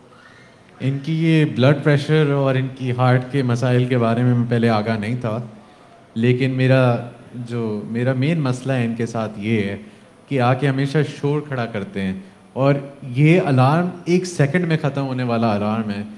तो उस हिसाब से मैं ये मुनासिब समझता नहीं हूँ कि इसकी फ्रीक्वेंसी कम हो जाए, लेकिन इनकी ये मद्देनज़र रखते हुए इनके इश्यूज़ के मैं ज़रूर इसे देखूँगा अगर इसकी आवाज़ शायद थोड़ी कम हो सके। ठीक है, तो there is a consideration for that from mister Zahid point of view in that. अच्छा, कार वाश में मिस्टर तहसीन एंड ज़ाहिद आपने दोनों बताया कि आप कुछ नौजवान को एक्सेस देते हैं ताकि वहाँ जाके कार वॉशिंग करें टाइम पीरियड। थोड़ा सा इसके ऊपर आप डिटेल्स में डिस्कस कर सकते हैं, क्या है ये, मतलब वॉलंटरी है, वो ख़ुद आपके साथ काम करते हैं, समर में आते हैं, वीकेंड पे करते हैं, तो मैं ये समझना चाह रहा हूँ इसका क्या प्रोसेस अगर आप शेयर कर लें। ये ऐसे ही समर्स में इन्हें ये अपॉर्चुनिटी मिलती है यंगस्टर्स को कि थोड़े बहुत यहाँ इस कार वॉशिंग से पैसे भी कमा लें और अपनी एक्टिविटी भी कर लें। और अगर मैं बोल सकूं, मैं समझता हूं कि बहुत ये आम चीज़ है, क्योंकि पेट्रोल स्टेशन को हटा के भी अगर इंसान का मोहल्ला हो, उस मोहल्ले में नौजवान या तो खेल रहे होते हैं और थोड़ा बहुत शोर तो मचता है। तो इस लिहाज से मैं ये समझता हूँ कि बहुत आम सा ये मसला है और ये ऐसा प्रॉब्लम है नहीं जिसके बारे में कोई डिस्कशंस हो। अच्छा, ये मिस्टर तहसीन की प्रॉपर्टी नेबरिंग प्रॉपर्टी है और आपने भी पहले कहा कि आप समझते थे कि शेड शायद उस वॉइस और जो वॉल्यूम को जो है कम करता है, लेकिन मिस्टर तहसीन ने जैसे शेयर किया वो शेड के अंदर कोई नॉइज़ कैंसलेशन तो नहीं है और फिर भी वो बेचारे डिस्टर्ब हो रहे हैं। तो आप समझ सकते हैं, आपने अलार्म के अंदर भी बात ऐसी की है कि अगर स्टूडेंट्स को किसी तरीके से थोड़ा सा डिसिप्लिन अगर कर सकें out of respect, is it possible for that because they're in a voluntary capacity with you? एक तरीके से जैसे आपकी अलार्म की बात थी, चले वो मैं समझ सकता हूँ ज़्यादा शोर है, लेकिन ये जो शोर है मैं समझता हूँ बहुत रीजनेबल अमाउंट ऑफ शोर है, क्योंकि हर मोहल्ले में नौजवान इतना शोर तो मचाते हैं। तो जहाँ तक मैं ये बोल रहा हूँ कि अलार्म का मैं आवाज़ की फ्रीक्वेंसी को मैं देखूँगा, ये मैं समझता हूँ करना मुश्किल होगा, क्योंकि ये एक तरीके से उनके लिए रिक्रिएशन की एक्टिविटी भी है जवानों के लिए, और इसका मकसद फौत हो जाएगा अगर मैं उन पे ये सारी पाबंदियां लगाऊं। ठीक है, ये नौजवान जो हैं जैसे मिस्टर ज़ाहिद ने शेयर किया, ये वैसे अपना टाइम फालतू अगर स्पेंड कर लें, अभी पॉजिटिव को एक एनर्जी उसमें डाल रहे हैं, तो उसके अंदर यंग लोगों से थोड़ा सा शोर हो सकता है। लेकिन इसको अगर मैं कनेक्ट करूँ आपके तीसरे पॉइंट से जो ड्रेन का है, क्योंकि ड्रेन का भी आप कह रहे हैं कि हर वक्त मैं उसको सफाई करूं, और मिस्टर तहसीन ने कहा है कि जब होता है तो मैं ओवरफ्लो होता है तो मुझे कंप्लेन करना पड़ता है। इस दोनों मामलात को अगर हम थोड़ा सा आप सोच सकते हैं कोई ऐसे सोल्यूशन, जैसे फॉर एग्जांपल मैं ऐसी एक सजेशन के बेसिस पे कह रहा हूं कि नौजवान अगर आपने कहा कोई पॉजिटिव हो, तो वो आप कह रहे हैं कि आपकी कॉस्टिंग ये ड्रेन की होती है, तो शायद उनके साथ उनकी मदद से वो ड्रेन आज साफ़ करें ताकि वो जो है इनके यहाँ फ्लडिंग कम हो। इसके अंदर अगर आप क्या सोच रहे हैं, मैं आप दोनों की राय लेना चाह रहा हूँ इस तरीके से कुछ। सर, सबसे पहले तो मैं ये चाहता हूँ कि जो नौजवान को इन्होंने जगह दी हुई है कार वॉशिंग के लिए, उसको वो कहीं और शिफ्ट करें, अपने ही स्टेशन के प्रेमिसेस में कहीं और ये उनको शिफ्ट करें, क्योंकि वो बिल्कुल मेरे बेडरूम के साथ में है and I get disturb a lot. अच्छा, राइट, तो आपका प्राइवेसी का मामला है, तो इज़ इट पॉसिबल कि आप अगर गैस स्टेशन के दूसरे साइड पे कार वॉश का अगर ये हो सकता है टू इंश्योर मिस्टर तहसीन्स प्राइवेसी? जी, मैं कंसिड्रेशन में रख सकता हूँ, लेकिन मेरा एक जो रूट प्रॉब्लम है इधर, जो मेरा मेन मसला है वो ये है कि जो भी मसला आता है, जो छोटा सा भी मसला होता है, ये आके मेरे ख़िलाफ़ लीगल एक्शन की बात करते हैं। तो मैं ये चाहता हूँ कि ये जब हम सारे मसाइल को हल करने की तरफ जाएं भी, तो इनकी तरफ से एटलीस्ट ये अंडरस्टैंडिंग हो कि हर छोटी बात पे आके मुझे ये तकलीफ़ ना दें। मेरा मेन मसला ये है, जब ये सेटल हो जाए बात, तब मैं कंसिडरेशन में ले सकता हूँ कि शायद मैं उन्हें ये इशारा दे दूँ नौजवानों को कि थोड़ा सा इनके घर से हट के अपने सारे काम करें। सही। सो मिस्टर तहसीन, इन्होंने आपकी जो बात, जो अलार्म के ऊपर आपका सजेशन था, कंसिडरेशन दिया। इवन अभी मिस्टर जाहिद ने सजेस्ट किया कि कार वाश को आपके प्राइवेसी को प्रोटेक्ट करने के लिए गैस स्टेशन की दूसरी तरफ अगर कर लें तो उसका भी शायद आपका एड्रेस हो। लेकिन उनका जो एक पॉइंट जो आपने शायद सुना है वो समझ में नहीं आता कि आप उनके पास आके बात करें, आप लीगल एक्शन की तरफ जाते हैं, तो इसके ऊपर अगर थोड़ा सा रोशनी डाल सकते हैं। सर 6 साल से आई have been getting disturb by him and his colleagues जो काम करते हैं वहाँ पर। तो इतने वक्त से इन्होंने मुझे परेशान करके रखा है, तो मेरे पास एक ही ऑप्शन है कि मैं इनके खिलाफ लीगल एक्शन ले लूँ। And I have been trying complaining to different departments, जिस तरह से मैंने आपको बताया कि एनवायरमेंटल डिपार्टमेंट के वो आए थे, लेकिन उनके ऊपर भी इन्होंने उनकी भी बात नहीं मानी। तो मेरे पास सिर्फ और सिर्फ एक ही ऑप्शन था इनको सू करने का। लेकिन क्योंकि अब हम यहाँ पर आए तो I am looking forward to it कि हमें यहाँ से कोई सॉल्यूशन मिल जाए। तो एनवायरनमेंट के जो आपका मामला है वो तो ड्रेन के साथ जुड़ा हुआ है, तो जो अलार्म का है और जो कारवाश का है, जिसके अंदर मिस्टर जाहिद ने सजेस्ट किया कि मैं रखते नज़र जो आपकी बातें आपने शेयर की हैं, प्राइवेसी की वायलेशन हो रही है और अलार्म की नॉइज़ की वजह से आपकी हेल्थ कंसर्न्स हैं, उसको भी वो he is willing to make a consideration for that. Sir, there are a lot of things that I cannot mention here. For that, I need a private meeting with you, ताकि मैं आपको वो बातें भी बता सकूं। चलें, Mr. Zahid, अगर कुछ is okay with you, I can have a private session with him, and then I will have a private session with you at the same time, if that's allowed. All right, as long as we get to chat alone also. We will definitely work towards a mutual resolution, and that's the point of why we are here today. So if I can ask you, excuse you just for a few minutes, and then I'll call you back into the room. Absolutely. Please have some tea in the break room. Mr. Tahseen, please, you suggested that you would like to share something. Yes sir, actually जब भी मैं रात को अपनी खिड़की से देखता हूँ तो I have been trying to see, or I have been getting to see some of the underage बच्चे जो हैं वो अंडर एज बच्चों को ये सिगरेट सप्लाई कर रहे हैं, और वो वहाँ पर खड़े होकर right in front of my window वो वहाँ पर स्मोकिंग कर रहे होते हैं। तो ये इलीगल भी है एक तरह से। तो I want you to give us a solution on that. आप इनको मना करें कि ये ना करें। ओके, तो उन्होंने जो सजेस्ट किया था कि आपकी प्राइवेसी के जो मामला हैं, अगर कार वॉश जहाँ पे जो नौजवान हैं उनको शिफ्ट किया जाए कहीं और, तो ये फिर आपकी प्राइवेसी भी जो आपके विंडो के पास है, जो आप कह रहे हैं कि आपको नज़र आता है। सर कार वॉश नहीं, they are actually supplying cigarettes to under age लड़के। उनका कार वॉश से कोई काम नहीं है, वो लड़के आकर वहाँ पर स्मोकिंग कर रहे होते हैं, अंडर एज लड़के। अच्छा, and is there anything else you would like to share? No. तो आपका मेन कंसर्न अलार्म भी तो है, और कार वॉशिंग का भी है, और ड्रेन का भी है। Yes, exactly. लेकिन ये जो इशू आप कह रहे हैं कि वहाँ पे स्मोकिंग हो रही है अंडर एज की, तो वो आपको उसमें अनअप्रोप्रिएट लग रहा है। Yes, exactly. तो मतलब आपकी प्राइवेसी का मामला है कि एक्चुअली आप This is something illegal. They are doing this. It's not lawful कि किसी बच्चों को वो सिगरेट सप्लाई करें और बच्चे वहाँ पर खड़े होकर। ठीक है, तो ऑब्वियसली उनके तो रजिस्टर्ड गैस स्टेशन है और टैक्स भी अदा करते होंगे, उम्मीद है। तो I am pretty sure that that is something that अगर उनकी इल्म में आई ये बात, तो शायद जो है वो उसको देख सके कि ये हो रहा है। आपने कभी इस चीज़ की मिस्टर जाहिद से डिस्कस की? No, I have never discussed it with him. Okay, but that is your concern, the underage smoking. Yes, exactly. Okay, ठीक है। अगर आई थिंक मिस्टर जाहिद को भी अगर हम बुला लें और मैं उनके साथ एक सेशन कर लूँ। If there's nothing else you would like to share? No, remember everything you have shared with me here is in confidence, and I will not share it out into the open unless you allow me to do so. Okay, thank you so much. I'm so grateful for this. Thank you. Please, if you can go out, and then I can have a session with Mr. Zahid.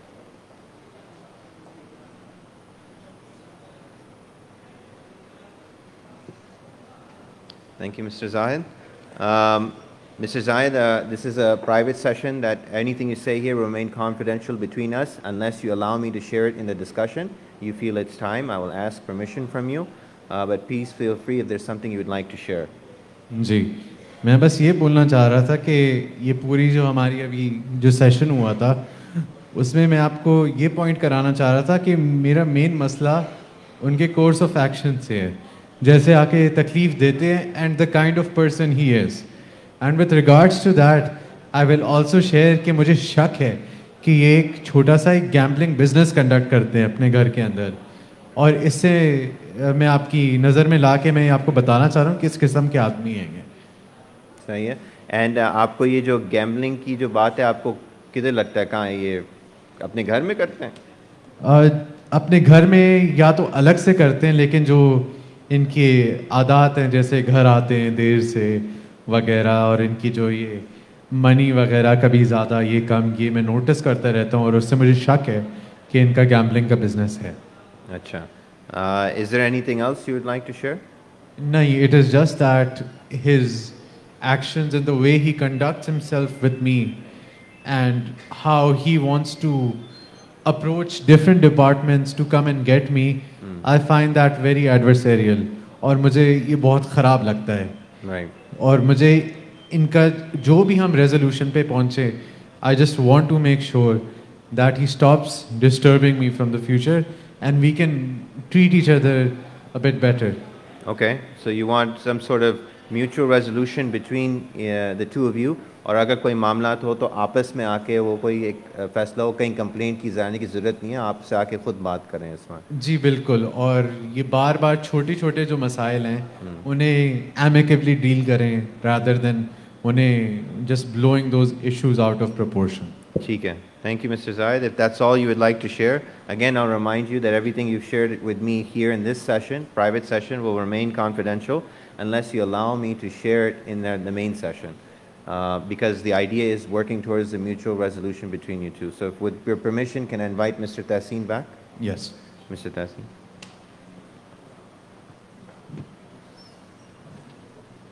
Okay, so I have had a conversation with both of you in private, and you both have shared certain things that are quite important to how आप लोग इस चीज़ को perceive कर सकें, and आप लोगों की position भी मैं समझ सकता हूँ जिस तरीके से आपने बताया, और कुछ जो आपके interest हैं, जो issues हैं, असली issues हैं, वो भी आपने कुछ share किए हैं, और कुछ मामलात में तो हम already solution की तरफ एक आ चुके हैं, लेकिन there have been some other things that have been shared in private जो concerning है, and I think Mr. Zahid, अगर आपको पता चले, अगर Mr. तहसीन मुझे इजाज़त करें, क्योंकि वो चीज़ बताने के लिए, क्योंकि आप एक गैस स्टेशन चला रहे हैं, और गैस स्टेशन के पास जो आग का बड़ा एक इम्पोर्टेंस है कि आग और छोटी सी एक स्पार्क भी हो तो वो गैस स्टेशन का एक थ्रेट आ सकता है।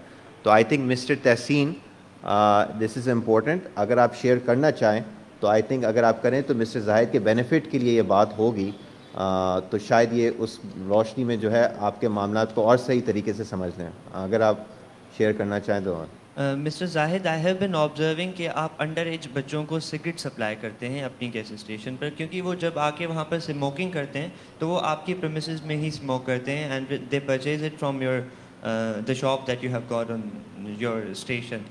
तो I have concern regarding this. एक तो मैं आपके घर, बिल्कुल मेरा घर आपके उसके साथ में स्टेशन में, तो अगर कोई आग लगती है तो वो भी मुझे भी खतरा है, उसके साथ साथ आपकी स्टेशन के साथ, और उसके साथ साथ आप अंडर एज बच्चों को स्मोकिंग करवा रहे हैं, तो that is illegal.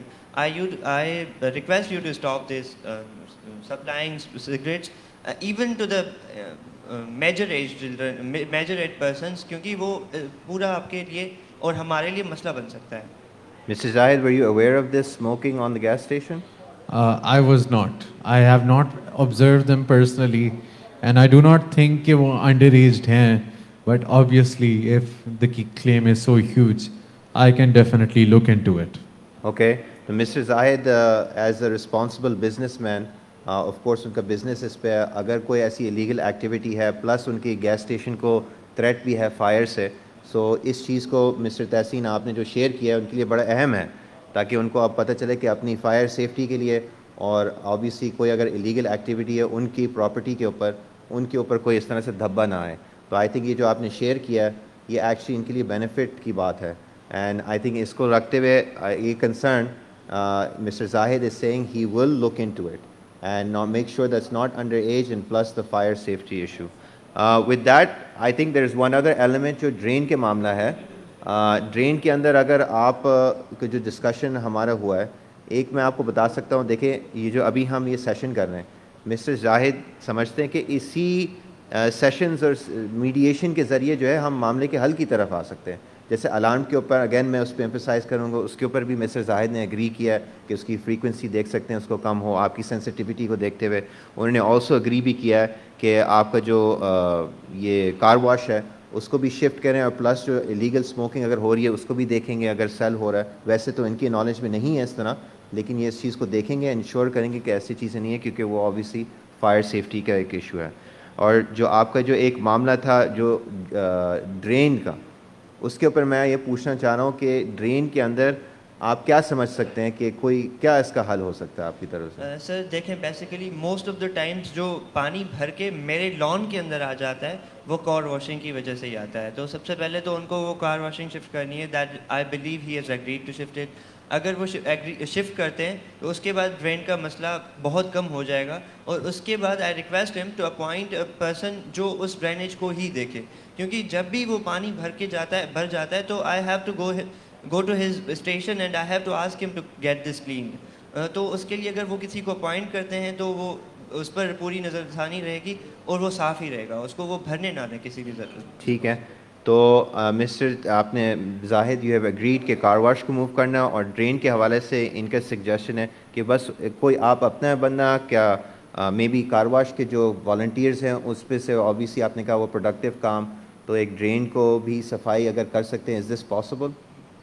Yes, I do believe that is possible, but मैं एक चीज़ और बोलना चाहूँगा कि अभी जैसे मेरी नज़र में आया है कि इन्हें मेरे ख़िलाफ़ क्या शक है, उसी लिहाज से मैं इन्हें बोलना चाह रहा हूँ कि शायद हमारा जो मसला है वो इसलिए क्योंकि मैं इन्हें ख़राब समझता हूँ और ये मुझे ख़राब समझते हैं।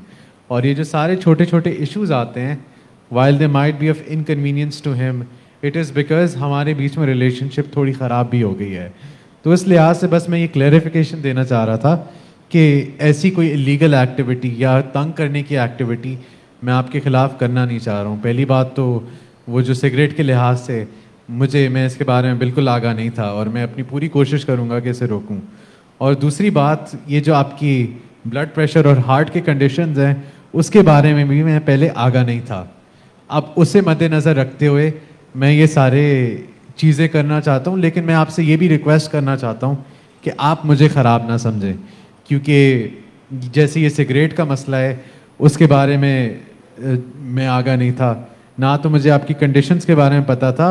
और ऐसी बात नहीं है कि मैं आपके मसाइल को इग्नोर करता हूँ। जैसे ही ये ड्रेनेज का मसला होता है मैं उसी वक्त मेरी जब ये नज़र में आता है मैं फ़िक्स कर लेता हूँ, बट मे बी इसका हम कोई परमानेंट सोल्यूशन ढूंढ सकते हैं। लेकिन आखिर में अगर आप मुझे ख़राब ना समझें, मैं चाहता ये हूँ कि हमारे ख़िलाफ़ हमारे बीच में आगे और मसाइल ना आए, ये मैं आपसे चाहता हूँ। मिस्टर तहसीन, जो सारे आपके मामला थे इसमें मिस्टर जाहिद ने अग्री किए हैं to the satisfaction of you, लेकिन उनका एक जो बात अगर आपने सुनी उनकी गुफ्तगू से, वो बेसिकली ये कहना चाह रहे हैं कि लिटिगेशन के कोर्ट ले जाना, ये समझते हैं कि ये फिर आप इनको आपने अप्रोच नहीं किया, आप इनसे ख़ुद बात करते तो ये सारे मामला हल होते। जैसे उन्होंने बताया उनको पता भी नहीं था ये सिगरेट के हवाले से, और ये भी नहीं पता था कि जो आपका जो हार्ट कंडीशन है। अब इन्होंने जो है वो कहा है कि इन चीज़ों को रखते नज़र जो है उसको ऊपर वर्क करेंगे, लेकिन वो आपसे दरख्वास्त कर रहे हैं कि वुड यू बी विलिंग कि आप कोई भी अगर इस तरह से छोटे छोटे मामलात हैं आप उनके साथ डिस्कस करें और उसके हल की तरफ म्यूचुअली हो, without going to litigation. Is this something that you agree? Sir, I assure you कि अब जब भी कोई issue आएगा, I will directly be approaching him, and since we have reached, I guess we have sorted out we have found every solution. तो लेकिन मैं आपको ये बताता चलूँ कि sir, he has been disturbing me for 6 years, तो he has to compensate me for that too, and I want him to hire my nephew in summer vacations of every year. Is it possible? Can you please? Okay. यहाँ पे आपने गुफ्तगू की थी कि आपको शायद किसी को ड्रेन साफ़ करने के लिए भी आप शायद एक वो करें. Is it possible, Mr. Zahid, that he is suggesting you can hire his nephew for this purpose? Yes, if it means कि हमारे बीच में आगे कोई मसले ना हो। ओके, तो मिस्टर जाहिद इस बात पे भी एग्री करते हैं, तो then would you agree? Sir actually जो ड्रेनेज का इशू है वो परमानेंट इशू है, वो हर वक्त हो सकती है, कभी भी हो सकती है। तो ड्रेनेज के लिए उनको किसी और को अपॉइंट करना होगा, और क्योंकि my nephew is a student and he gets his vacations in summers, तो उनको समर्स में उनको स्टेशन पर अपॉइंट करना होगा। ठीक है, स्टेशन के अंदर ऑब्वियसली मुख्तलिफ रोल्स हैं। Within that capacity mister Zahid will also hire him for other purposes as well, but जिसके अंदर जो है ड्रेन की भी सोल्यूशन जो है कहीं ना कहीं आप निकालेंगे for mister Tahseen. For sure, and I don't want this, मैं चाहता हूँ ये हम गुड फेथ में करें कि अगर मैं एक्सेप्ट भी कर लूँ, and I don't want this to be interpreted as you forcing my hand to get your nephew. मैं बस ये चाहता हूँ हमारे बीच में रिलेशनशिप ठीक हो जाए और हम चिड़चिड़े होने के अलावा अपने मसले हल करें आज के बाद। ठीक है, thank you mister Zahid. Mister Tahseen, do you agree to this? I do. So we will work out a formal settlement agreement in which both of you will sign, and it will be on stamp paper and it can be legally binding, and these terms that both have agreed to them mutually, as we've discussed, that you will hire the nephew, you'll deal with the alarm, the drain as well, and the car wash will be shifted, and you will look into the smoking. So thank you very much gentlemen, and अब तो एक formality की तरफ पे जाते हैं mediator, और फिर वो एक ड्राफ्ट सेटलमेंट एग्रीमेंट पेश करता है। So we ending the role, but as you can see ये नेक्स्ट स्टेज में एक स्टैम्प पेपर पर settlement agreement is the final stage, and that becomes the legally binding agreement दोनों फरीक़ैन के दरमियान। Okay, thank you. तो टाइम ज़्यादा जल्दी कर दिया आपने।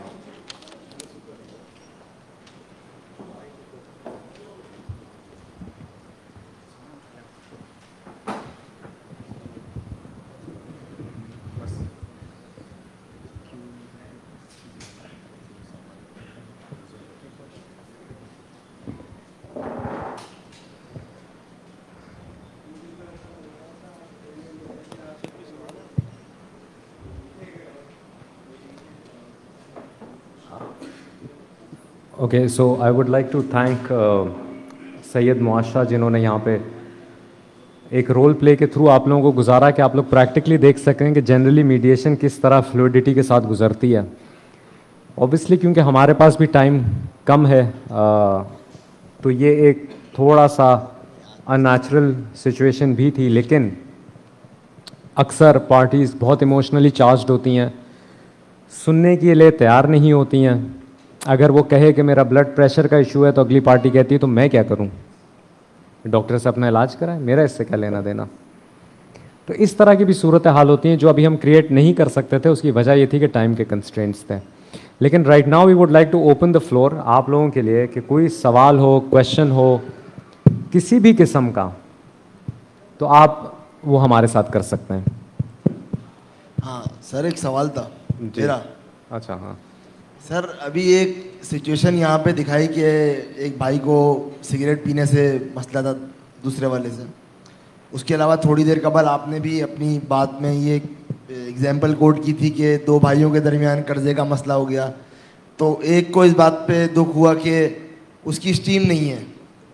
मैं ये पूछना चाह रहा था कि ये जो मीडिएशन है, मतलब क्या ये इस तरह के छोटे इशूज़ पे या पेटी इश्यूज़ पे अप्लाई कर सकती है, या फिर ये वहाँ भी अप्लाई कर सकती है जहाँ पर किसी के बहुत सिवियर कॉन्स्टिट्यूशनल राइट की वायलेशन हुई हो या बहुत संगीन जिधर मेरा सवाल था। जी जी, बिल्कुल आपका सवाल अपनी जगह बिल्कुल दुरुस्त है। और मीडिएशन के हवाले से ये चीज़ समझिएगा कि हम जो बयान करते हैं और जो ट्रेनिंग में भी देते हैं वो बेसिक प्रिंसिपल्स होते हैं कि मीडिएशन को कंडक्ट किस तरह करना है। ये प्रोसेस सिर्फ इस तरह के छोटे मसाइल में नहीं होते हैं, लेकिन आप अगर कभी ट्रेनिंग अटेंड करेंगे तो आप उसमें देखेंगे कि हम इंटरनेशनल डिप्लोमेटिक सिनेरियोज भी लेकर आते हैं कि जब दो ममालिक के बीच में जंग होने पर हो, जो अभी आप देखते हैं कि इंटरनेशनल लेवल पे होती भी है, उस सूरत हाल में भी मीडिएशन आती है। तो ये सिर्फ इस कंपनीज इस्तेमाल करती हैं। एक जॉर्जिया पैसिफिक है, one of the first Fortune 500 companies, उन्होंने अपने 10 साल के टेन्योर, मेरे ख्याल से गालिबन 94 से लेकर 2005 तक का टाइम पीरियड था, जिसपे इन्होंने, या 95 से 2004 तक का टाइम पीरियड था, जिसमें इन्होंने बेसिकली मीडिएशन को अडॉप्ट किया था as one of the primary mechanisms of ADR। और उन्होंने उसमें कोई हिसाब लगाया था कि उनको इतना फायदा हुआ था कि पता नहीं कितने मिलियंस ऑफ यूरोस का उनको बचत हुई थी। I think 23 point something million Euros था। तो मीडिएशन एज अ मैकेनिज्म, अगर अभी एडवांस्ड आप लोगों को चीज़ें हम बताना या रोल प्ले बताते, वो नहीं, वो इस टाइम फ्रेम में भी नहीं हो पाता, क्योंकि उसके लिए प्रेपरेशन चाहिए होती है, टीम चाहिए होती है, डिप्लोमेटिक सिनेरियोज होते हैं, कंपनीज के इश्यूज होते हैं, बहुत अलग अलग मुख्तलिफ चीज़ होती है जिन पे मीडिएशन अप्लाई कर सकता है।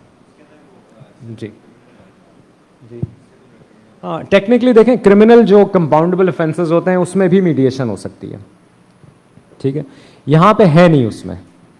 सिंगापुर में कुछ लेवल तक होती है क्रिमिनल केसेस में, लेकिन यहाँ पे सिविल के हद तक मीडिएशन बेसिकली इनकरेज की जाती है।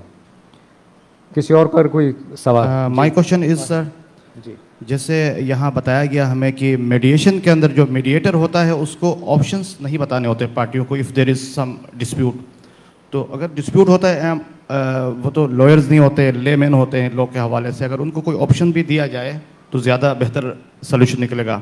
माय सेकंड क्वेश्चन सर, जैसे आपने अभी फरमाया कि 2021 में फर्स्ट केस रिपोर्ट हुआ मीडिएशन के हवाले से, तो अब लोगों को क्या अवेयरनेस नहीं है, या लोग रिलाई नहीं करते हैं मीडिएशन पे, या उनको कोर्टों पे ज़्यादा ट्रस्ट है? क्यों 2021 में फर्स्ट केस रिपोर्ट हुआ? और तीसरा सर, मेरा छोटा सा मुख्तसर सा सवाल, क्या अगर हम किसी भी केस में मीडिएशन में जाते हैं तो वहाँ अगर कोई 2-4 साल का वक्फा गुजर जाता है, क्या लिमिटेशन इस पे असरअंदाज होंगी या वो पीरियड एक्सक्लूड होता है सर? Thank you. अच्छा, आप लिमिटेशन ऑफ क्लेम की बात कर रहे हैं ना, लिमिटेशन एक्ट की? हाँ ठीक है, ओके ओके ओके ओके जी। अच्छा, पहला सवाल कि मीडिएशन ऑप्शन दे सकता है या नहीं दे सकता है। तो जनरली मैंने पहले भी कहा था कि मीडिएटर हम ऑप्शंस नहीं देते हैं। उसकी वजह क्या होती है, हम हो सकता है एक ऑप्शन दें जो एक फरीक समझे कि ये चीज़, ये मेरे खिलाफ का ऑप्शन दे रहा है, या वो ऑप्शन दे रहा है जिसमें मेरा कोई नुकसान है, तो वो अब मीडिएटर के हवाले से क्या सोचेगा कि ये उसके साथ मिल गया। एक तो हमारा कल्चर भी ऐसा है, तो हमें इम्पार्शियल रहने के लिए जरूरी है कि हम ना दें, लेकिन हाँ, हम किस तरह सजेस्ट कर सकते हैं, जैसे मैंने पहले बयान किया था कि हम उनको एक रेफरेंस दें कि हमारे पास एक पहले भी इस तरह का सिमिलर केस आया था और उन्होंने ये ऑप्शन जो है डिस्कस किया था और उनके लिए कारआमद हुआ था। क्या आप लोग समझते हैं कि ये चीज आप लोगों के लिए कारआमद हो सकती है या नहीं? इस तरह हम दे सकते हैं। सेकंड सवाल आपका जो था, सेकंड सवाल जी जी। अच्छा, अवेयरनेस का तो इशू बहुत पहले से है, क्योंकि सेक्शन 89A जब पार्टीज के कंसेंट का भी जरूरत थी तब भी अवेयरनेस का इशू था। अब उसका अमेंडमेंट हो गई है, तब भी अवेयरनेस की जरूरत है। बहुत सारे लॉयर्स इससे एक्वेंटेड नहीं है, बहुत सारे पार्टीज इससे एक्वेंटेड नहीं है, उनको समझ नहीं है मीडिएशन का क्या है। तो ये जैसे उमर साहब ने भी बताया था कि मीडिएशन के प्रोसेस को इनकरेज करने से लॉयर्स को कोई नुकसान नहीं है, क्योंकि हम एज अ मीडिएटर अपॉइंट भी हो सकते हैं, हम मीडिएशन प्रोसेस का हिस्सा भी बन सकते हैं, क्योंकि मीडिएशन में वकील की भी जरूरत पड़ सकती है। पार्टी हो सकता है कहे वकील को कि आप साथ चलें। जो मैं आपको कह रहा हूं, जिस केस में हमने मीडिएशन कराई थी तो उसमें दोनों पार्टीज के काउंसिल्स मौजूद थे और मीडिएशन हुई थी। तो बहुत सारी वजूहात हैं, और 2019 में ये अमेंडमेंट आया था, तो आई गेस रिलेटिवली ये अमेंडमेंट जिसमें कोर्ट्स प्रिज्यूम कर सकती है कंसेंट, तो इसके अवेयरनेस का इशू है। और तीसरा सवाल आपका था लिमिटेशन, सॉरी। तो जी, लिमिटेशन, पहली बात 2-3 चीजें मैं क्लियर कर दूं कि 89A के अमेंडमेंट में बेसिकली मीडिएशन प्रोसेस को भी एक लिमिटेड टाइम के लिए रखा गया है, और ये बिल्कुल अगर मीडिएशन को अप्रोच आपने किया है तो आप एक रेमेडी जो है वो एग्जॉस्ट कर रहे हैं, तो वो आपके by and large limitation period में काउंट नहीं होगी, तो उससे एक्सक्लूड ही रहेगी वो। जी जी। अच्छा जी, मैं वैसे एक चीज़ ऐड करना चाह रहा था इनके सवाल में, जो obviously awareness is a major thing, लेकिन अवेयरनेस में शायद आप लोगों को भी नहीं पता कि मीडिएशन का थोड़ा बहुत क्या है। अगर मैं 2 मिनट में आपसे एग्जांपल ले लूँ, हाथ उठाते हुए कोई बता सकता है कि अपने फैमिली में कोई जानने वाले में कोई डिस्प्यूट, आपका सिविल डिस्प्यूट कोर्ट में फंसा हुआ है और सालों से फंसा हुआ है, महीनों से फंसा हुआ है, अपना हाथ उठा सकते हैं? कितने लोग हैं इस कमरे के अंदर जिनके पास अपने ज़ाती के फैमिली कोई सिविल डिस्प्यूट है? हाथ उठा लें। और जो सालों से चल रहा है, कितने साल से चल रहा है आपका? 15 साल, 4 साल, कोई और? 12 साल, 14 साल। कितना खर्चा हुआ इसमें? अगर मैं शेयर, थोड़ा सा अंदाज़ा, लाखों रुपए होगा, लाखों रुपए होगा। अगर मैं आपको बताऊं, एवरेज मीडिएशन का जो प्रोसेस है इज़ 24 आवर्स, एक दिन। जो 12 साल का मामला है, जो 14 साल का जो आपने ज़िंदगी लगाई है एक मामले में, जो लाखों रुपए आपने लगाए होंगे वहाँ पे, वकीलों पे अपना खर्चा, एविडेंस, मीडिएशन के अंदर एवरेज टाइम इज़ 1 डे। और उसके ऊपर आप समझते हैं यार मीडिएशन का कोई सोल्यूशन क्या है? मीडिएशन की success rate is 73%।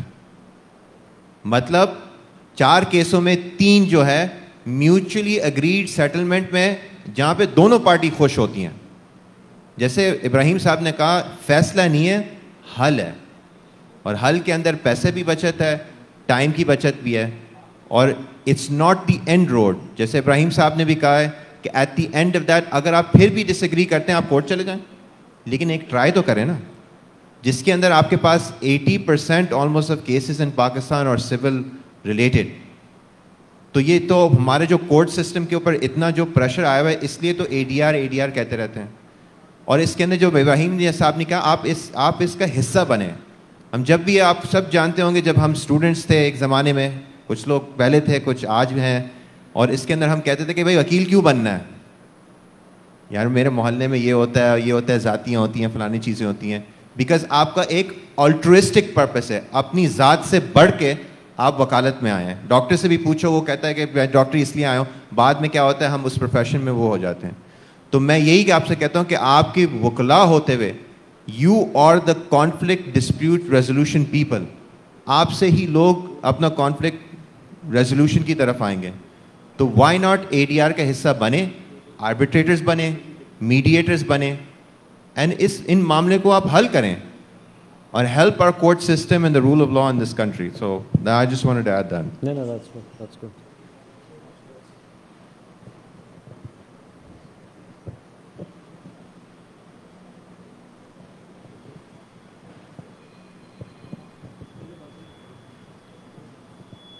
Okay, hello, अस्सलाम वालेकुम। मुझे पूछना था कि अगर मीडिएटर कोई ऑप्शन प्रपोज करे, ये कह के कि प्रीवियस किसी मीडिएशन डिस्प्यूट में ये रेजोल्यूशन रीच करा था पार्टीज़ ने, तो वो उनकी कॉन्फिडेंशियलिटी को वो तो नहीं करता, ब्रीच नहीं करता, नंबर 1। नंबर 2, मुझे पूछना था कि अगर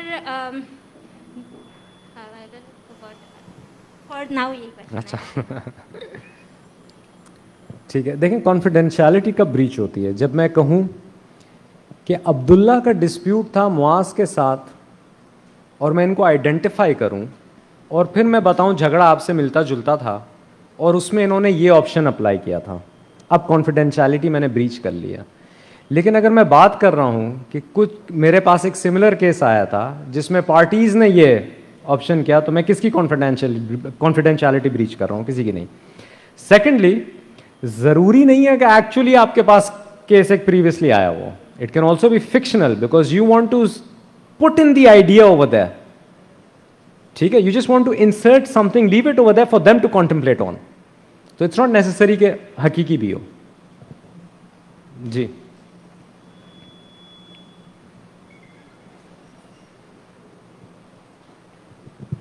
सर, मेरा सवाल ये था कि जैसे पाकिस्तानी सोसाइटी में जरगे होते रहते हैं, तो what is difference between mediation and jirga? जैसे अगर हम ये कहें कि क्योंकि ये एक देसी तरीका है और वो एक इंटरनेशनली रिकॉग्नाइज्ड वे है मीडिएशन, तो वो बेटर है या ये एक इलीगल है? तो इसको ज़रा थोड़ा देखें। मैंने एक छोटा सा आपको बैकग्राउंड देता हूँ। बहुत डिफरेंट किस्म के लोगों को ट्रेन किया है मीडिएशन में, और बहुत मुख्तलिफ इलाक़ों से, नॉर्दर्न मुख्तलिफ इलाक़ों से भी थे, और मैं हमेशा उनसे ये पूछता था लाजमी अपनी नॉलेज के लिए कि जिरगा क्या होता है, इसका क्या प्रोसेस है, और मुझे हमेशा एक मुख्तलिफ ही डेफिनेशन मिली है कि कौन सा प्रोसेस अडॉप्ट किया जाता है। जिसमें किसी ने कहा कि जिरगे में फैसला सुनाया जाता है। अच्छा, किसी ने कहा कि कन्वेंशनल अगर एक कबीले को एक सज़ा मिल चुकी है और दूसरा कबीला उस पर वही करे तो वो बाय द वे कि उसको क्या सज़ा मिली उसी लेवल पे मिल सकती है। जैसे कि एक कबीले ने एक दूसरे वाले को कत्ल कर दिया और जिसका कत्ल हुआ है उसने कहा कि इसको एग्जाइल कर दिया जाए। अब उस कबीले वाले ने फलाने का दूसरे कबीले वाले का कत्ल किया तो वो भी एग्जाइल ही मांग सकता है, वो ज़्यादा उससे आगे बढ़ के नहीं मांग सकता है। फिर एक और तीसरी जिरगे की किस्म है जो मीडिएशन के रिलेटेड है कि वहां पे एक मुसालहती निज़ाम जो है वो अपनाया जाता है और उसमें कोई हर्ज नहीं है। मसला सिर्फ ये है कि रेगुलेटेड नहीं है, ट्रेंड नहीं है। देखिए, हम अमूमन हमारा अगर किसी के साथ झगड़ा होता है या कोई भी डिस्प्यूट होता है तो हम सबसे पहले नेगोशिएट करने लगते हैं, लेकिन वो हमेशा फेल हो जाता है। क्यों? Because we not trained in how to negotiate. इसी तरह अगर वहां पे एक तीसरा बैठता है जो ये स्किल्स अडॉप्ट करता है और उनकी मुसालहत कराता है, देयर इज नो प्रॉब्लम। आप उसको मीडिएशन कह लें, मुसालहत कह लें, कुछ भी कह लें, उससे कोई फर्क नहीं पड़ता है। और कोई सवाल था? यही था। अच्छा जी, अस्सलाम वालेकुम। जी जी सर, मेरा एक क्वेश्चन है जी जी कि आपने जैसे कहा कि मीडिएटर बने या आर्बिट्रेटर बने, तो इसमें फ़र्क क्या है? आर्बिट्रेटर और मीडिएटर में क्या फ़र्क है? दूसरी बात मैंने ये नोट की कि जैसे मीडिएटर साहब बैठे हुए थे और जिस तरह कर रहे थे तो उसमें एक अपनी पावर दिखाई, परमिशन ली कि भाई मैंने पहले इनको बिठाना है, आप बाहर बैठ जाएं, फिर ये कर सकते हैं कि नहीं कर सकते? क्या ये पावर है कि नहीं? क्या मीडिएटर्स की पावर्स क्या क्या है? अच्छा, पहला सवाल कि फ़र्क क्या है आर्बिट्रेशन और मीडिएशन में? आर्बिट्रेशन में यही होता है कि जो आर्बिट्रेटर होता है वो अवार्ड देता है, अपना फैसला सुनाता है ना, एक अवार्ड देता है। तो बेसिकली वो दोनों फरीकैन को सुनेगा और उससे जो वो अखज़ करेगा कि कौन सही है कौन गलत है, वो उस पर अपना अवार्ड दे देगा। एक बड़ा क्रक्स आपको बता रहा हूँ, मीडिएशन में ये नहीं होता। मीडिएशन में उसने फैसला नहीं सुनाना, मीडिएशन में उसने पार्टीज़ को डायरेक्ट करना है कि पार्टीज़ खुद फैसले के ऊपर आएँ। ठीक है, तो ये एक बेसिक फ़र्क होता है उसमें। अब मीडिएटर के पास ताकत क्या है? तो अमूमन अक्सर मैं जो हूँ एग्जाम्पल ये देता हूँ कि मीडिएटर बेचारा वो होता है जो बॉक्सिंग रिंग में उसके हाथ पीछे बंधे हुए होते हैं और उसको छोड़ दिया जाता है लड़ने के लिए। ठीक है, देखिए मीडिएटर के पास पावर, हाँ, मीडिएशन प्रोसेस को डायरेक्ट करने की है, वो पार्टीज को कह सकता है। इसीलिए मैंने कहा था ओपनिंग स्टेटमेंट में कुछ ग्राउंड रूल्स रिले डाउन किए जाते हैं जो आपने देखा होगा, मुआज ने भी बताए थे कि मुझे ज़रूरत होगी तो मैं प्राइवेट सेशन भी करूंगा, तो बिल्कुल मीडिएटर के पास होता है। टाइम कंस्ट्रेंट था इसलिए इसको भी ज़रा थोड़ा जल्दी जल्दी जाना पड़ा इस प्रोसेस के ज़रिए, वरना अमूमन अगर एक पार्टी कहती भी है कि मुझे प्राइवेट सेशन करना है, मीडिएटर उस वक्त प्राइवेट सेशन में नहीं जाएगा। उसकी वजह है कि दूसरी पार्टी उसको ये परसीव नहीं करे कि ये मीडिएटर को जिस तरह चलाना चाह रहा है वो चल रहा है। मीडिएटर उसको होल्ड पर रखेगा और उस जहन में सिर्फ नोट कर लेगा, जहन नशी कर लेगा कि इसको प्राइवेट सेशन करना है, हो सकता है इसके जहन में कोई बात हो। तो जहां वो देख रहा है कि प्रोसेस नहीं आगे बढ़ पा रहा है, अब वो कॉल करेगा प्राइवेट सेशन के लिए। जी, मीडिएटर की बिल्कुल अथॉरिटी है कि वो डिसाइड करे कि उसको किसके साथ प्राइवेट सेशन पहले करना है, किसके साथ बाद में करना है, और वो पार्टीज को बयान भी करेगा। जैसे ओपनिंग स्टेटमेंट के लिए भी वो किसी को इनवाइट कर सकता है, लेकिन वो पार्टीज को बयान करेगा कि मैं इनके साथ प्राइवेट सेशन कर रहा हूं, फिर मैं आपके साथ भी प्राइवेट सेशन करूंगा, दोनों को इक्विवेलेंट टाइम दिया जाएगा और दोनों के सेशन कॉन्फिडेंशियल रहेंगे। परमिशन ले सकता है यानी दूसरी पार्टी से कि मैं आपको बाहर बिठा रहा हूँ, आप बैठ जाएं बाहर, इसको अच्छा, वो यहाँ क्योंकि सिचुएशन इस तरह है, अमूमन किस तरह होता है, ये 3 कमरों पे मुश्तमिल होता है। एक आपका प्लेनरी रूम होता है जहाँ पे जॉइंट सेशन किया जाता है, जहाँ पे दोनों पार्टीज बैठी होती हैं। उसके अलावा 2 अलग ब्रेकअवे रूम्स होते हैं। तो अगर एक पार्टी ने भी करना है तो आप दोनों पार्टीज को ही उठाओगे और उनको लेकर जाओगे। एक जिसके साथ नहीं करना उसको आप पहले जाके दूसरे कमरे में बिठाएंगे और फिर जिसके साथ करना है उसको दूसरे कमरे में लेके जाएंगे। लेकिन क्योंकि यहाँ पे वो सेटिंग नहीं है तो इस वजह से वो इस तरह करना पड़ा था। जी, this will be our last question. जी, अस्सलाम वालेकुम सर, मैं ये जानना चाह रहा हूँ कि प्राइवेट जो है आर्बिट्रेशन जो है वो कंपनी को रेगुलेट करने के लिए कोई हमारे यहाँ बॉडी है क्या जहाँ से रजिस्ट्रेशन हो सके? आर्बिट्रेशन में आर्बिट्रेशन के लिए अब जस्टिस ऑफ पीस वो तो दाखिला होम मिनिस्ट्री से होता है, तो प्राइवेट अपने आप को जो है वो देखें एडीआर जो है ना वो जनरली है प्राइवेटाइज्ड। पूरी दुनिया में तो कंपनीज हैं ना। अच्छा हाँ प्राइवेट कंपनीज तो हैं ना। देखें वही मैं कह रहा हूँ प्राइवेटाइज्ड है जी, वो प्राइवेटाइज्ड है। एडीआर का मैकेनिज्म यहाँ पे प्राइवेटाइज्ड है। प्राइवेट जो हैं एसोसिएशंस हैं कंपनीज हैं वो डिफरेंट उस पर, जैसे आपको अभी बताया था कि जो पहला पाकिस्तान का एडीआर सेंटर था जो वर्ल्ड बैंक ने इस्टेब्लिश किया था, जिसका हिस्सा मैं भी रह चुका हूँ, वो भी प्राइवेट सेक्टर था और उसके ज़रिए होता, वहाँ आर्बिट्रेशन भी होती थी, वहाँ मीडिएशन भी होती थी, सब कुछ होता था। तो प्राइवेट बॉडीज़ हैं इस तरह जो कर रही हैं। इनफैक्ट सीका है जो लाहौर इस्टेब्लिश्ड है, I forgot what it stands for, do you remember what it stands for? Centre for international investment dispute से इस तरह करके कुछ है। तो सीका है, ऐसी दूसरी बॉडीज़ भी हैं, तो वो हैं जो करती हैं। वो तो दुबई में, हाँ। इसी तरह जैसे for example the mediation centre है दुबई में, एसोसिएशन फॉर इंटरनेशनल आर्बिट्रेशन है ब्रसल्स में, इन दोनों का मेंबर हूँ। टीएमसी का मैं पैनल ऑफ मीडिएटर्स में हूँ। तो इस तरह की बॉडीज़ हर जगह हैं। तो पाकिस्तान में जो है वो जैसे मैंने आपको बताया सीका है, सीका लाहौर में करता है।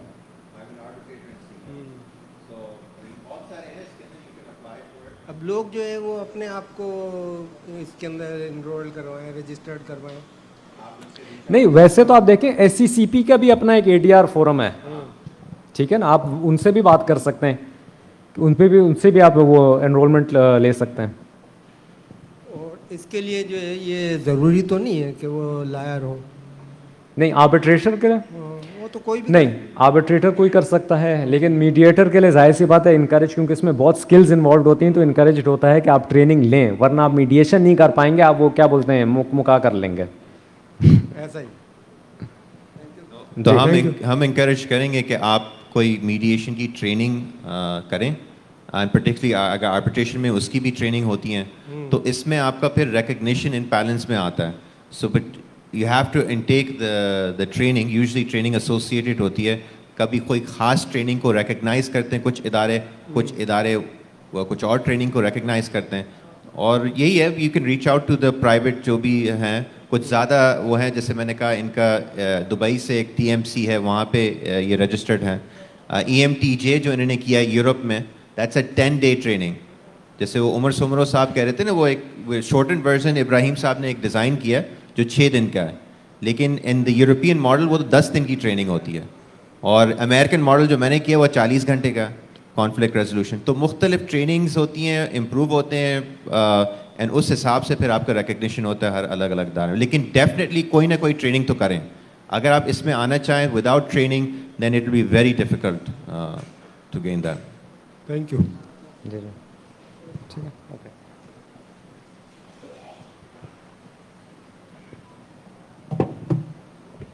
बहुत शुक्रिया जनाब इब्राहिम सैफुद्दीन साहब। अब लास्ट में मैं गुजारिश करता हूं अपने कुलीग, अपने साथी जनाब वसीम सैफ खोसू साहब, member executive committee, chairman legal education and literacy committee Sindh high court bar association, कि वो तशरीफ़ लाएँ और वोट ऑफ थैंक्स कह दे सबको। वसीम सैफ खोसू साहब, चेयरमैन लीगल एजुकेशन कमेटी। अस्सलाम वालेकुम। मैं बेहद मशकूर हूँ जनाब इब्राहिम सैफुद्दीन साहब का, जिन्होंने अपने कीमती टाइम में से हमें टाइम दिया, और मैं उनका शुक्रिया अदा करता हूँ। और इसके अलावा सर आपने एक बात की थी कि मेडिएशन का कोई कोर्स होता है, तो हमने उस वक्त मैं कराची बार में 2020 में इलेक्टेड मेंबर था, जब हमने वहाँ पे भी करवाया था, और पाकिस्तान मेडिएशन एसोसिएशन है कोई जिसके थ्रू हमने करवाया था, और तकरीबन 200 वकला को हमने ट्रेनिंग्स करवाई थी और उनको सर्टिफाइड ट्रेनर बनवाया था। और इसके अलावा सिंध जुडिशल एकेडमी 40 दिन की ट्रेनिंग करवाती है। तो हमारी कोशिश है as a chairman legal education committee Sindh high court bar association के, इस साल भी इंशाल्लाह हम वो उनसे रिक्वेस्ट करें और वो भी करवाएं। और मैं तमाम पार्टिसिपेंट्स का शुक्रिया अदा करता हूं जिन्होंने लेक्चर में पार्टिसिपेट किया। और हमारा नेक्स्ट लेक्चर है अब्दुल्ला इनकम टैक्स पे है, फ्राइडे और सैटरडे को। तमाम पार्टिसिपेंट से रिक्वेस्ट है कि टाइम पे आएँ। Thank you sir, once again. तमाम पार्टिसिपेंट का बेहद शुक्रिया और उम्मीद है कि नेक्स्ट फ्राइडे सैटरडे टैक्सेशन पे होगी, जिसमें